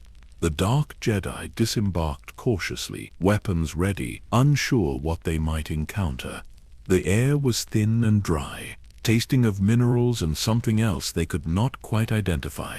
The temperature was extreme, scorching during the day, but already dropping rapidly as the red sun approached the horizon. This was a harsh world, unforgiving to those unprepared for its challenges. But it was also alive with the Force. The very ground beneath their feet thrummed with dark side energy. Every stone, every grain of sand, every particle of atmosphere seemed saturated with power that resonated with their corrupted cores. Sorzu Sined knelt and ran her fingers through the red sand. She could feel the life that had lived and died here across eons, layer upon layer of organic matter compressed and transformed by time. The planet itself was a repository of death, and death was merely another form of the Force to be studied and harnessed. In the distance, they spotted movement, humanoid figures approaching across the desert, moving with purpose toward the landing site. The Dark Jedi prepared for combat, unsure if these inhabitants would be hostile or simply curious. As the natives drew closer, their features became visible. Red skin marked with elaborate tattoos, facial tentacles that moved with expressions suggesting complex emotional states, clothing that was primitive by galactic standards but showed sophisticated craftsmanship. Weapons of metal rather than stone, indicating these people had progressed beyond the most basic technological stages. The leader of the native group stopped perhaps 20 meters away, studying the newcomers with eyes that reflected intelligence and wariness in equal measure. He raised one hand in what might have been either greeting or warning, speaking in a language none of the Dark Jedi understood. But language was unnecessary. In the Force, they could sense his emotions clearly, surprise at their arrival, caution about their intentions, and underneath it all, something that might have been recognition, as if he had been expecting visitors from the sky, even if he did not know when they would arrive. Soak-San stepped forward, lowering her weapons in a gesture of peace. She reached out through the Force, not aggressively, but as one might extend a hand to someone across a divide. The native leader responded, his own Force presence touching hers with surprising strength and control for someone with no formal training. In that moment of contact, understanding passed between them. The natives knew the Force, though they called it by another name. They had legends of powerful beings who would arrive from beyond their world to lead them to glory. They had been waiting generation after generation for gods to descend from the heavens. The Dark Jedi had found more than refuge. They had found worshippers. They had stumbled upon a species naturally aligned with the dark side, waiting for teachers to unlock their full potential. Ajunta Pal smiled for the first time since leaving Coruscant. The expression was not pleasant, twisted by corruption into something predatory, but it was genuine. Against all odds, in defiance of the Jedi Council's intentions, they had found their destiny. This world would become their empire. These people would become their followers, and from this foundation, they would build something that would endure long after the Jedi who exiled them had turned to dust. The red sun set over red sands, and 12 exiled Dark Jedi stood on the threshold of transformation. They did not yet know the name of this world, did not understand its history or significance, but they could feel the power sleeping beneath its surface, waiting to be awakened by those willing to embrace it fully. Tomorrow they would learn the name, Korriban. Tomorrow they would meet the ruler of these people and begin the process of claiming what the Force had led them to. Tomorrow they would take the first steps toward becoming something greater than fallen Jedi. But tonight, they simply stood beneath alien stars and allowed themselves to feel something they had not experienced in a century: hope. The natives called their world Korriban, and its history stretched back thousands of years before the Republic had even been conceived. The Sith species, as they identified themselves, had built their civilization on foundations of strength and dark side tradition. Their culture revolved around proving oneself through combat, both physical and spiritual. Weakness was not tolerated. Mercy was considered a failing. Only the strong survived to pass their bloodlines forward, creating a species that had been naturally selecting for Force sensitivity across countless generations.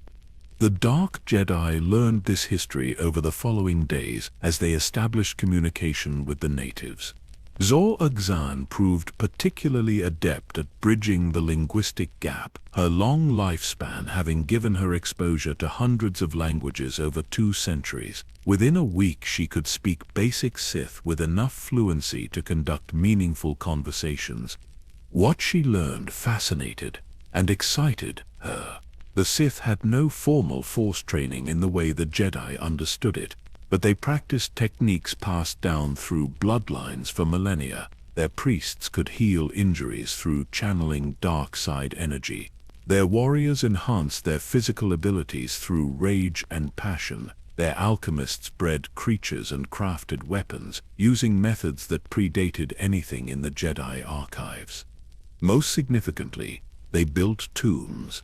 The Valley of the Dark Lords, as it was known in Sith tradition, contained burial complexes for their greatest rulers that rivaled anything the Republic had constructed. These were not simple graves, but massive underground palaces where the dead kings were interred with their treasures and their knowledge preserved through dark side rituals that kept decay at bay. Sorzu Sin insisted on visiting the tombs immediately. Ajunta Pal agreed, though he cautioned her to move carefully. They were guests here, not yet conquerors, and insulting the natives by desecrating their sacred sites would complicate their situation unnecessarily. The entrance to the valley was guarded by statues carved from black stone, depicting Sith warriors in poses of eternal vigilance. Each statue stood perhaps 10 meters tall, their features weathered by time, but still clearly defined. They held weapons that had long since crumbled to dust, though their stone hands remained shaped around empty air where blades once rested. Beyond the statues, the tombs themselves stretched into the mountainside. Doorways large enough to admit siege equipment led into darkness that seemed to absorb light rather than merely lacking it.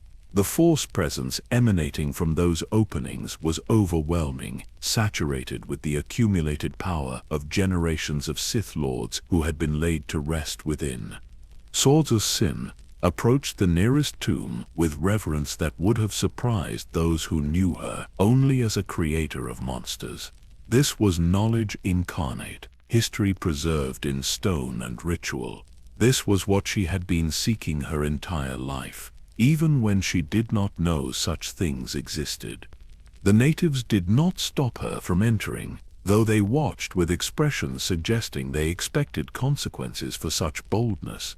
Foreigners who entered the tombs uninvited typically did not emerge, or so their legends claimed. The dead did not appreciate disturbance.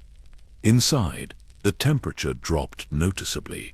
The darkness was absolute beyond the reach of the setting sun, requiring sitting to ignite her lightsaber simply to see. The crimson blade cast dancing shadows on walls covered in hieroglyphs, ancient Sith script describing the deeds of the king buried deeper within. She walked carefully, Force senses extended to their limit, alert for traps or guardians. The Sith would not leave their kings unprotected. Every instinct screamed danger, yet she pressed forward, drawn by curiosity stronger than caution. The first chamber contained treasures beyond counting. Golden masks, jeweled weapons, artifacts of unknown purpose arranged in careful patterns.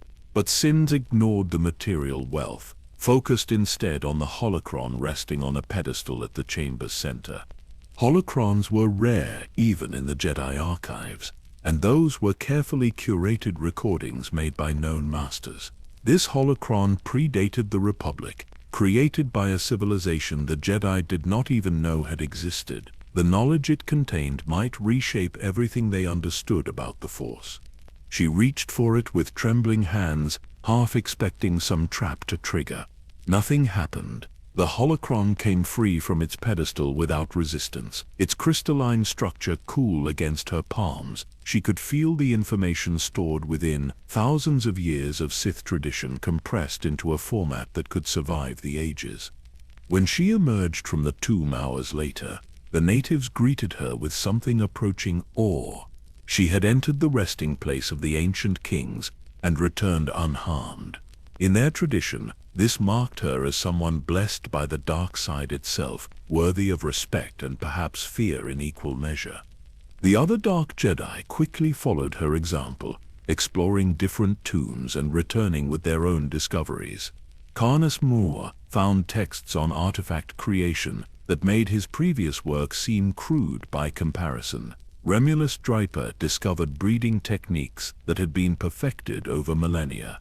Azo Exan located meditation chambers where the Force presence was so concentrated that spending time there accelerated learning and enhanced abilities. But the true transformation began when they met the king. Hakagram Grash ruled the most powerful Sith kingdom on Korriban, a dynasty that stretched back centuries. He was old by Sith standards, having survived dozens of challenges to his throne through combination of strength, cunning, and willingness to eliminate threats before they fully materialized. His reputation for ruthlessness was legendary among his people.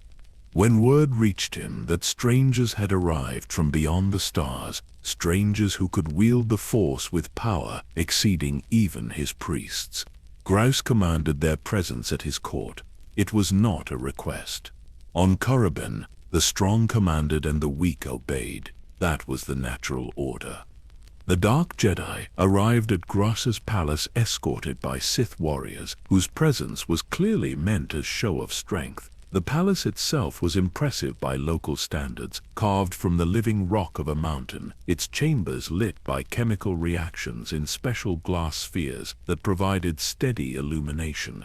Grash sat upon a throne of polished stone, his ceremonial armor gleaming in the artificial light. He was imposing even in his advanced age, his presence in the Force stronger than any native they had yet encountered. When he spoke, his voice carried the weight of absolute authority. He demanded to know their purpose. Were they conquerors seeking to claim his world? Were they explorers who would leave once their curiosity was satisfied? Were they gods, as some of his priests whispered, come to fulfill ancient prophecies? Ajuntapal stepped forward to answer. His response would determine not just their immediate fate, but the course of galactic history for millennia to come. He could play the humble refugee, seeking shelter and nothing more. He could claim divine mandate, risking rejection if the natives did not accept such claims, or he could demonstrate the truth of their power and let Grice draw his own conclusions. He chose demonstration over explanation. Without warning, without visible preparation, Paul unleashed a burst of force lightning that arced across the throne room. Not directed at Grice himself, that would have been too provocative, but at a ceremonial weapon hanging on the far wall. The metal blade glowed white-hot from the energy, then exploded into fragments that scattered across the stone floor. The Sith warriors reached for their weapons, but Grice raised one hand to stop them. His expression had not changed, though his eyes now held different calculation.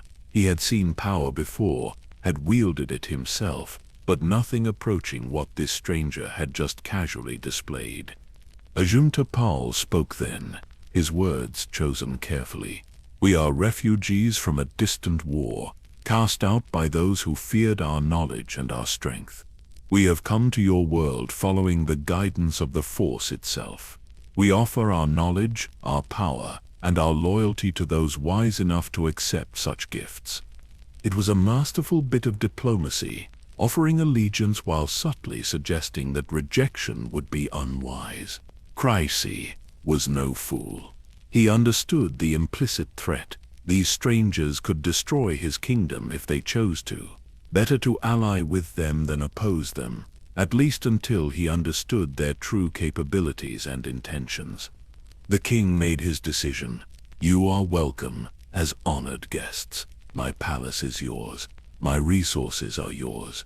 In exchange, you will teach my priests your techniques and help strengthen my kingdom against our rivals. Do we have agreement?" "We do," Paul confirmed. Though privately he was already calculating how to turn this arrangement to greater advantage. The partnership lasted exactly 3 months before everything changed. In that time, the Dark Jedi learned Sith language and customs, explored more tombs, and began teaching selected natives basic Force techniques. They were careful to hold back their most advanced knowledge, sharing enough to demonstrate value without revealing their full capabilities. But Grice's shadow hand, his second-in-command and chief advisor, had been watching and learning. He understood what Paul did not yet openly acknowledge. These strangers were more powerful than any force on Korriban. With their support, any Sith could overthrow any king, including Grice himself. The shadow hand approached Ajunta Pal in secret, proposing a coup. "Help me kill Grange and claim his throne, and I will give you control of our entire civilization. Our warriors will serve you. Our priests will learn from you. You will be gods incarnate, worshipped and obeyed without question." Paul considered the offer for less than a minute before accepting. He had not survived a century of warfare by being sentimental or loyal to those who had not earned such loyalty. Grice was powerful by native standards, but irrelevant in the larger scope of what Paul intended to build here. The assassination was arranged for the next day's court session. Grice suspected nothing, having grown complacent with the stranger's apparent acceptance of their subordinate position. When Paul was called forward to provide a report on his teachings, he approached the throne with lightsaber concealed beneath his robes. Grice leaned forward to hear better, and in that moment of vulnerability, Paul struck. The crimson blade ignited and swept through the king's neck in a single fluid motion. Grice's head fell from his shoulders, bounced once on the stone steps leading to the throne, and rolled to rest at the feet of his shocked guards. Before the guards could react, the shadow hand proclaimed loudly that this was the will of the dark side made manifest. The prophecies had foretold that sky warriors would come to lead the Sith to greatness. Hakagram Grouge, for all his strength, had become an obstacle to destiny. His death was necessary, his removal inevitable. The Sith warriors looked at the strange weapon that had killed their king so effortlessly. looked at the other Sky Warriors standing calmly around the throne room, clearly prepared to kill anyone who objected, looked at the Shadow Hand, whose ambition had been an open secret for years, and they made the calculation that has preserved countless lives throughout history. This was no longer their fight. One by one, the warriors knelt, then the priests, then every Sith noble in the throne room. They prostrated themselves before Ajunta, acknowledging him as their new Dark Lord, not through choice, but through recognition of superior power. Paul claimed the throne still warm with Greise's blood. The other Dark Jedi took positions around the chamber, each understanding that this moment marked their transformation from exiles into something far more significant. They were no longer Dark Jedi. They were the Lords of the Sith, and their empire had just been born. The transformation of Korriban happened faster than anyone anticipated, though perhaps that was inevitable once beings with advanced knowledge and powerful Force abilities took control of a culture naturally aligned with such things. Within weeks, the other Dark Jedi had claimed dominion over neighboring Sith kingdoms through combinations of demonstration, negotiation, and when necessary, the same kind of decisive action Ajunta had employed against Grash. The Sith species, conditioned by millennia of tradition to respect strength above all else, accepted their new rulers with minimal resistance. These Sky Warriors were clearly superior, clearly blessed by the dark side. Opposing them would be futile and foolish. Sorzu Sin established herself in the Valley of the Dark Lords, claiming the largest tomb complex as her personal laboratory and archive. She spent months exploring the deepest chambers, uncovering secrets that had been sealed for thousands of years. The ancient Sith alchemists had achieved things she had only theorized during the war, techniques for reshaping life at fundamental levels that made her wartime creations seem like children's projects. She discovered scrolls hidden behind walls, protected by curses that killed the careless. She navigated traps designed to preserve knowledge for those worthy, while eliminating those who were not. She fought through mystical guardians, creatures bound to protect these sanctuaries even after death. And when she finally reached the innermost chambers, she found texts describing the rule of King Adus, the legendary Sith warrior who had united the species thousands of years before. Adus had been more than just a king. He had been a Force prodigy whose power eclipsed everyone around him, whose understanding of the dark side allowed him to perform feats that entered legend. The texts described how he had transformed the Sith from warring tribes into a unified culture, how he had codified their traditions and established the foundations upon which all subsequent Sith civilization was built. Most significantly, the texts reference something called the Sithari, a prophesied figure who would one day arise to perfect the Sith and lead them to ultimate victory. The prophecy was vague, as such things always are, describing the Sithari as one who would destroy the Sith to make them stronger, who would bring them through fire and darkness to emerge more powerful than ever before. Sorzu Sin brought this information to Ajunta, suggesting he might claim the title of Sithari for himself. It would solidify his authority, give religious justification to his rule that went beyond simple military dominance. Paul rejected the idea. I am Dark Lord of the Sith, which is title enough. Let future generations debate whether I fulfilled some ancient prophecy. Our task now is not claiming mystical designations, but building an empire that will endure. He was right to focus on practical concerns. The Sith species was naturally strong in the Force, but technologically primitive compared to the Republic. They had metal working and basic industry, but nothing approaching the level needed to construct starships or advanced weapons. If the Sith Empire was to become anything more than a backwater kingdom on a forgotten world, it needed development. The Dark Jedi brought knowledge of Republic technology, though implementing it proved challenging. They had been Jedi scholars and warriors, not engineers or industrial specialists. They understood the principles of hyperdrive operation, but could not build one from raw materials. They knew how blasters worked but lacked the manufacturing infrastructure to produce them in quantity. So they adapted. Rather than trying to recreate Republic technology exactly, they developed hybrid approaches that combined Sith traditions with off-world knowledge. Alchemically enhanced metals proved stronger than many alloys the Republic used. Force-powered forges could shape materials conventional methods could not affect. Creatures bred through Sith techniques could perform tasks that would require complex machinery. The shipyards established on Ziost, another Sith world discovered through exploring ancient star charts, represented this hybrid approach perfectly.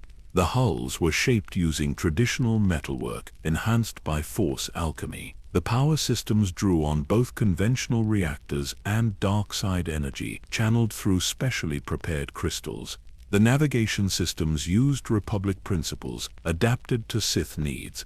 The resulting vessels were not as elegant as Republic designs, but they were effective, and more importantly, they were independently produced, free from reliance on any technology or resources the Jedi might control. Karnus Moore focused his efforts on artifact creation, applying knowledge from the ancient tombs to his own innovations. His greatest achievement was a talisman that could preserve its wearer's consciousness even after death, allowing them to possess living hosts and continue existing across centuries. The Moore talisman, as it became known, was one of 3 great amulets created during this period, each crafted for a specific Dark Lord. The second went to Remulus Draper, designed to enhance alchemical abilities and provide protection against attack. The third, and most powerful, Sorzu's Sinning kept for herself. She never revealed its full capabilities, but those who saw her work speculated it allowed her to perceive and manipulate life itself at levels others could barely imagine. Exo-Oxan remained somewhat apart from the others, establishing her own domain on the world of Tund. She shared her discoveries when they served mutual interests, but pursued her own agenda with single-minded focus. Her research delved into areas even other Sith Lords found extreme, exploring the boundaries between life and death, consciousness and oblivion. The interbreeding between Dark Jedi and Sith species happened gradually at first, then with increasing frequency as both groups recognized the benefits. The Force sensitivity of the Sith, combined with the training and knowledge of the Dark Jedi, created offspring stronger than either parent. Within a generation, the distinction between conqueror and native began to blur. Within 3 generations, it had largely disappeared. The term Sith evolved to mean not just the red-skinned natives, but anyone who followed the philosophy of the Dark Lords. It became an identity based on belief and practice rather than biology. Former humans whose skin had been bleached white by dark side corruption were as Sith as the pure-blooded natives. And the pure-blooded natives, learning Jedi techniques and Republic knowledge, became something more than their ancestors had been. The Sith Code crystallized during this period, possibly authored by Sorza Sin herself, though attribution remains uncertain. Peace is a lie. There is only passion. Through passion, I gain strength. Through strength, I gain power. Through power, I gain victory. Through victory, my chains are broken. The Force shall free me. It was a direct repudiation of everything the Jedi taught, a philosophy built on embracing emotion rather than releasing it, on seeking power rather than serving others, on breaking chains rather than accepting limitations. The Sith Code became the foundation of their culture, memorized by every student, invoked in every ritual, carved into the walls of every temple. The expansion of the Sith Empire proceeded carefully at first. Ajunta Pall understood they were not yet strong enough to challenge the Republic directly, even assuming they could find routes back to civilized space. Better to consolidate, to build infrastructure and population, to create a foundation that could support eventually confronting their old enemies. Other worlds in the region were surveyed and claimed. Some were inhabited by species incorporated into the growing empire through conquest or negotiation. Others were virgin territory, colonized by Sith settlers seeking opportunities in the expanding realm. Trade routes were established, connecting the scattered systems into something approaching coherent territory. But the expansion was not peaceful. The Sith philosophy encouraged conflict, believing struggle made individuals and civilizations stronger. Rival Dark Lords fought for supremacy, their followers clashing in battles that killed thousands. Ajunta Pal attempted to maintain order, but his authority was constantly challenged by those who saw weakness in his calls for unity. Sorzu Sin was the most vocal in her criticism. She believed Pal was too cautious, too willing to accept slow growth when aggressive expansion would be more effective. She wanted to push boundaries, to test limits, to discover how far the Sith Empire could extend before meeting resistance that would force them to consolidate. The conflict between them never escalated to open warfare, but it created factions within the Sith that would endure for centuries. Some believed in the necessity of central authority, of unity through hierarchy and discipline. Others insisted that conflict and competition were the natural state, that only through constant struggle would the Sith remain strong. Both sides claimed to uphold the Sith Code, but they interpreted its meaning differently. Did the code demand unity against external threats, while allowing internal competition, or did it elevate individual achievement above all else, making cooperation merely tactical rather than philosophical? The question was never satisfactorily answered. Instead, it became one of the defining tensions of Sith culture, a fault line that would fracture their empire repeatedly over the following millennia. Meanwhile, far away on Coruscant, the Jedi Order slowly rebuilt from the devastation of the 100-year darkness. The temple was repaired, new students were trained, and efforts were made to return to the peaceful philosophies that had been set aside during the Long War. The Council believed the threat was ended, the Dark Jedi dead or dying in exile, beyond the edges of known space. They were catastrophically wrong, though it would be centuries before they learned just how wrong. The exile they intended as punishment had become the foundation of an empire. The 12 Dark Jedi they cast out had become Dark Lords ruling thousands, and the knowledge they sought to suppress had been preserved and expanded in ways the Jedi could not have imagined in their worst nightmares. The Sith were hidden, but not destroyed, weakened but recovering, and though generations would pass before they revealed themselves again, they had not forgotten the order that exiled them, or the republic that had supported that exile. Someday there would be a reckoning. Someday the Sith would return to claim what they believed was rightfully theirs. Someday the galaxy would learn that the darkness born on Korriban was patient, persistent, and utterly implacable.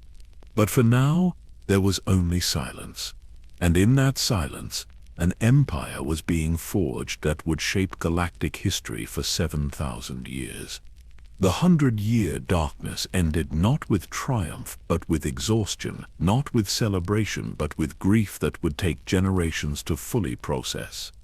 On Coruscant, the Jedi Temple stood quiet beneath 3 moons that had witnessed a century of departures and far fewer returns.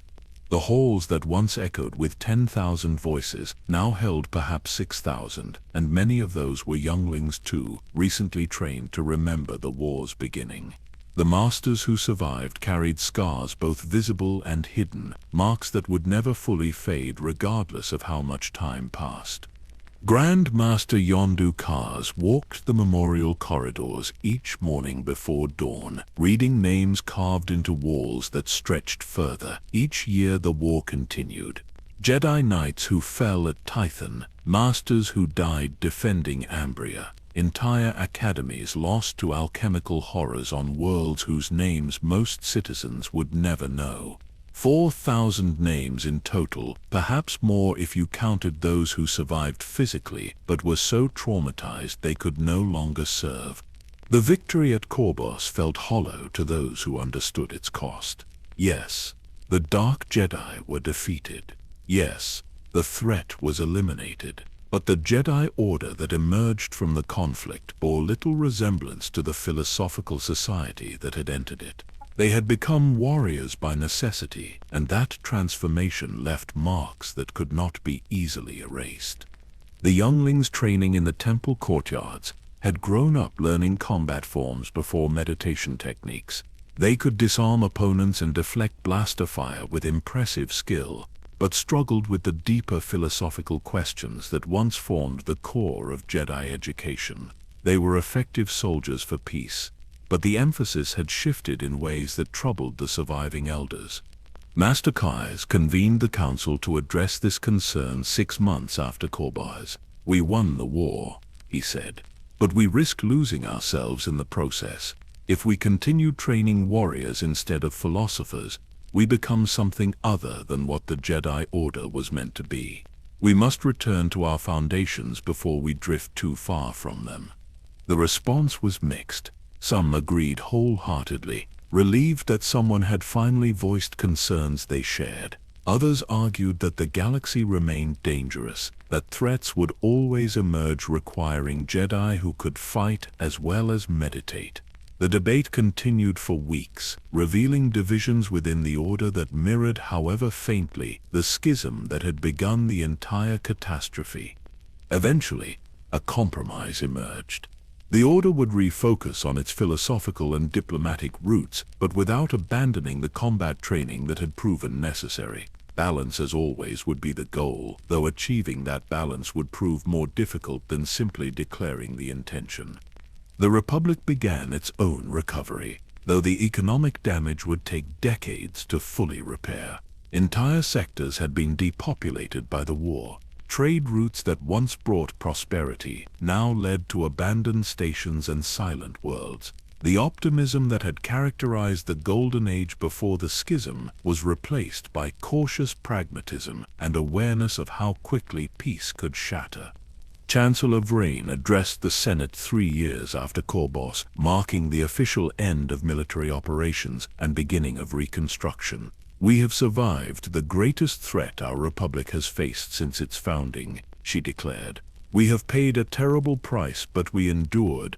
Now we must ensure that such a conflict never happens again, that we learn from this darkness rather than simply surviving it." Her words were met with somber applause. Everyone in that chamber had lost someone to the war. Friends, family, entire populations from their home systems. Victory brought relief, but not joy. The scars were too fresh, the losses too profound. On distant Kuriben, the exiled Dark Jedi were undergoing their own transformation, though they would not have called it recovery. They had not been defeated in their own eyes, merely relocated. The exile was not punishment but liberation, freeing them to pursue knowledge without Jedi restrictions. Ajunta Pal stood atop the palace that had once belonged to Hakagram Grouch, looking out over red sands beneath a dying sun. In the valley below, Sith workers were constructing new temples under the direction of Dark Lord architects who blended Republic engineering with native traditions. Further out, beyond the range of easy sight, hundreds of tombs held secrets still being catalogued and studied. He had led the Dark Jedi for over a century, from their days as the philosophical circle through the Long War, and now into this strange new existence. He was old now, even by Force user standards. His body kept functional through dark side techniques that prolonged life at the cost of increasing corruption. He would not live forever, despite their experiments suggesting such things were possible. Eventually, he would join the ancient Sith kings in their tombs, preserved through rituals for future generations to study. The thought did not trouble him. He had achieved more than most beings could imagine. He had transformed a philosophical dispute into a war that reshaped the galaxy. He had survived defeat and turned exile into opportunity. He had become the first Dark Lord of the Sith, a title that would be claimed by others across millennia, but never without acknowledging him as the originator. His legacy was secure. Whether future historians viewed him as visionary or monster mattered less than the simple fact that they would remember him. The Jedi had tried to erase him and his followers, to cast them beyond the edges of civilization and let them fade into obscurity. Instead, they had created the conditions for something far more dangerous to take root and grow. Sorzu Sin joined him on the balcony, her appearance barely recognizable as the brilliant young scholar who had once studied healing techniques in the Jedi Temple. Decades of alchemical experimentation had transformed her physically, her features sharp and angular, her eyes reflecting light with an unnatural gleam. But her mind remained as sharp as ever, perhaps sharper, unconstrained by limitations she had once accepted. "They will come for us eventually," she said, without preamble. "The Jedi, they will not allow us to exist unchallenged forever. This peace is temporary, an interlude before the real conflict begins." Paul nodded slowly. "I know, but not in our lifetimes. Perhaps not for centuries. We are too well hidden, too far beyond their maps. By the time they discover where we have gone and what we have built, we will be long dead, and our successors will face that challenge. Our task now is to ensure those successors are strong enough to prevail." It was a strange conversation, planning for conflicts they would never witness, building an empire designed to outlast its founders. But that had always been the Dark Jedi way, at least after their transformation into Sith Lords. They thought in terms of centuries and millennia rather than years and decades, immortality through legacy rather than physical persistence. The Sith Empire that emerged from those early decades bore the mark of its founders in ways both obvious and subtle. The architecture blended Republic elegance with Sith monumentalism, creating structures that were simultaneously beautiful and intimidating. The government mixed centralized authority with fierce internal competition, unity imposed from above while individuals fought for supremacy below. The philosophy embraced contradiction, celebrating both individual achievement and collective identity, both freedom and hierarchy. It was a civilization built on foundations of conflict, deliberately designed to produce strong individuals through constant struggle, while maintaining enough cohesion to function as a unified power. Whether such a system could endure remained to be seen, but the early signs suggested it might, in its own chaotic way. The galaxy turned slowly on its axis, stars continuing their ancient dance regardless of the dramas playing out on worlds orbiting them. Civilizations rose and fell. Empires expanded and collapsed. Individuals lived their brief lives, made their marks or failed to, and passed into the endless procession of history. On Coruscant, the Jedi meditated in their rebuilt temple, seeking wisdom and peace after a century of warfare. They trained new generations in the old ways, or at least approximations of them, hoping to prevent future schisms through vigilance and education. They served the Republic as guardians and diplomats, as they always had, trying to forget they had also been soldiers. On Korriban, the Sith Lords studied in their tombs and laboratories, pushing boundaries and seeking powers the Jedi claimed did not exist or should never be pursued. They bred creatures and forged artifacts. They trained apprentices in traditions that blended Jedi discipline with Sith passion. They built an empire in shadow, patient and purposeful. Both groups believed themselves right. Both claimed to serve the Force and seek truth. Both viewed the other as fundamentally wrong, dangerously mistaken in ways that threatened the galaxy itself. And both, in their own ways, were correct. The Jedi were right that the dark side corrupted, that power pursued without restraint led to atrocity and suffering. The evidence was undeniable, written in the bodies of millions who died during the 100-year darkness. The alchemical horrors, the casual cruelty, the betrayals and backstabbing among the Dark Jedi themselves all demonstrated the dangers of abandoning emotional control and ethical guidelines. But the Sith were also right that knowledge itself was neutral, that limiting inquiry out of fear created blind spots that left one vulnerable. The Force did have aspects the Jedi refused to study, powers that could be wielded responsibly or destructively depending on the user. By declaring entire categories of investigation forbidden, the Jedi ensured they would never fully understand what they claimed to serve.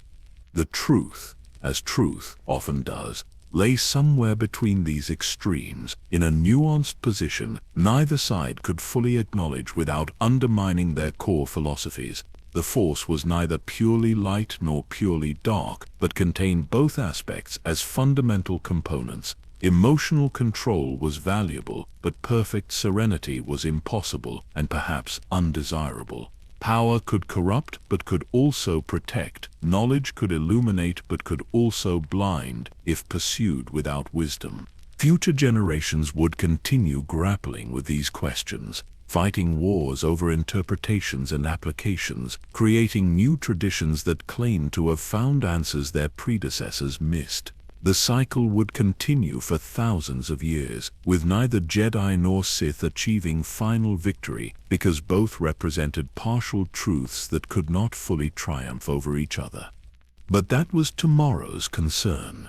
For now, in this moment between the end of one conflict and the beginning of the next, the galaxy rested. The dead were mourned. The survivors tried to heal. And on two worlds separated by vast distances, two philosophies took root that would shape everything that followed. The 100-year darkness had ended, but its legacy had just begun. The exile of 12 dark Jedi had created an empire that would threaten the Republic for millennia. The war that was meant to eliminate the threat had instead ensured its survival. The Jedi Council's merciful decision to exile rather than execute had been simultaneously compassionate and catastrophically short-sighted. Sometimes the greatest disasters emerge from the best intentions. Sometimes mercy plants seeds that grow into horrors. Sometimes defeating an enemy creates something far worse than what you destroyed. These are hard truths, uncomfortable realities that challenge simple narratives of good versus evil, light versus dark. The galaxy would learn these truths through bitter experience across the ages to come. But for now there was only silence and distance. The Jedi rebuilt their order beneath 3 moons. The Sith built their empire beneath a red sun. And between them, vast emptiness filled with stars that had seen it all before and would see it all again. Peace returned to the galaxy, or at least the appearance of peace. Trade resumed, populations recovered, civilizations continued their development without the constant threat of alchemical nightmares emerging from unknown laboratories. Children born after Korbos grew up hearing stories about the 100-year darkness the way previous generations had heard myths and legends, as something distant and almost unreal, despite being historical fact. The Jedi archives preserved records of the war, carefully catalogued and maintained for future study.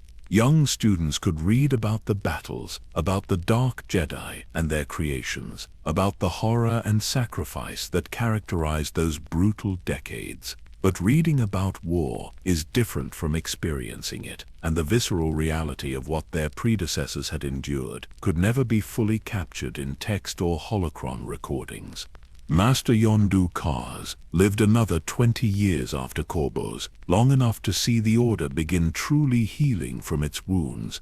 He died peacefully in meditation, simply failing to draw another breath after releasing the previous one, passing from life to unity with the Force without struggle or regret. His funeral was attended by thousands, Jedi from across the galaxy gathering to honor the Master who had led them through their darkest century. On Korriban, Ayunta Pal outlived him by a decade, sustained by techniques that would have horrified his former colleagues. When he finally accepted that even the dark side could not indefinitely postpone death, he had himself interred in the largest tomb in the Valley of the Dark Lords, in chambers that would preserve his body and his holocron for future generations. His last recorded words were characteristic of the man he had become. "I regret nothing. We were right then. We are right now. History will prove this, given time." The other Dark Lords followed over subsequent decades, each adding their own contributions to the growing repository of Sith knowledge. Suzu Sin's holocron became legendary, her teachings on alchemy studied for thousands of years after her death. Karnas Mu's talisman passed through various hands, causing chaos wherever it appeared. Sozane's research into life and death opened doors that perhaps should have remained closed, but also preserved knowledge that would otherwise have been lost. Their legacy was complex, neither purely destructive nor purely innovative, but a mixture of both that defied simple categorization. They had been brilliant scholars who became mass murderers, revolutionary thinkers who enabled atrocities, visionaries who saw possibilities others feared to imagine, regardless of whether those possibilities should have been pursued. The galaxy turned beneath stars that had witnessed countless such stories. Civilizations rising on foundations of conflict, empires emerging from ashes of defeat, individuals transforming into legends for better and worse. The pattern repeated because it was fundamental to how intelligent beings functioned. This endless cycle of cooperation and competition, building and destroying, learning and forgetting. And through it all, the force flowed eternal and patient, neither judging nor guiding, but simply existing as the fundamental energy connecting all living things. Light and dark were mortal distinctions, ways of categorizing and understanding something that transcended such simple divisions. The Force itself cared nothing for Jedi or Sith, for Republic or Empire, for peace or war. It simply was, and would continue being long after the last sentient being drew their final breath. This is where our journey ends, at least for tonight. The 100-year darkness is complete. Its story told, its lessons available for those willing to learn them. The Dark Jedi became Sith Lords. The Jedi Order survived but changed. The galaxy endured and moved forward, carrying scars that would fade but never completely disappear. There is comfort in completion, in reaching the end of a story and understanding how all the pieces fit together. The schism that began with philosophical questions led to war, that led to exile, that led to empire. Cause and effect linked across decades, each decision creating consequences that shaped everything that followed. Rest now, knowing that this particular tale has reached its conclusion. The Sith Empire waits in distant darkness, patient and growing. The Jedi Order heals in its temple, vigilant and hopeful, and the galaxy continues its eternal dance, stars turning slowly through the void, carrying worlds and civilizations and stories beyond counting. Some mysteries are meant to be solved, their secrets revealed and understood. Others are meant to remain hidden, sleeping peacefully until time itself erases all memory of their existence. The 100-year darkness was both a mystery solved through terrible experience, but containing lessons that each generation must relearn for themselves. May you find peace in the knowledge of cycles that turn eternally, of darkness and light that dance without ending, of conflicts that teach even as they destroy.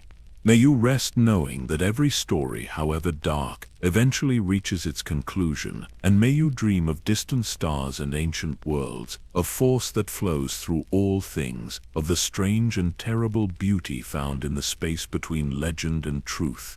The 100-year darkness has ended. The Sith Empire has been born. And somewhere in the vast darkness between stars, both Jedi and Sith sleep, dreaming of the next time their ancient conflict will flare into war. But that is a story for another night. For now, there is only peace, only rest, only the quiet knowledge that all things given time find their balance and their ending. Sleep well, knowing the Force is with you, always,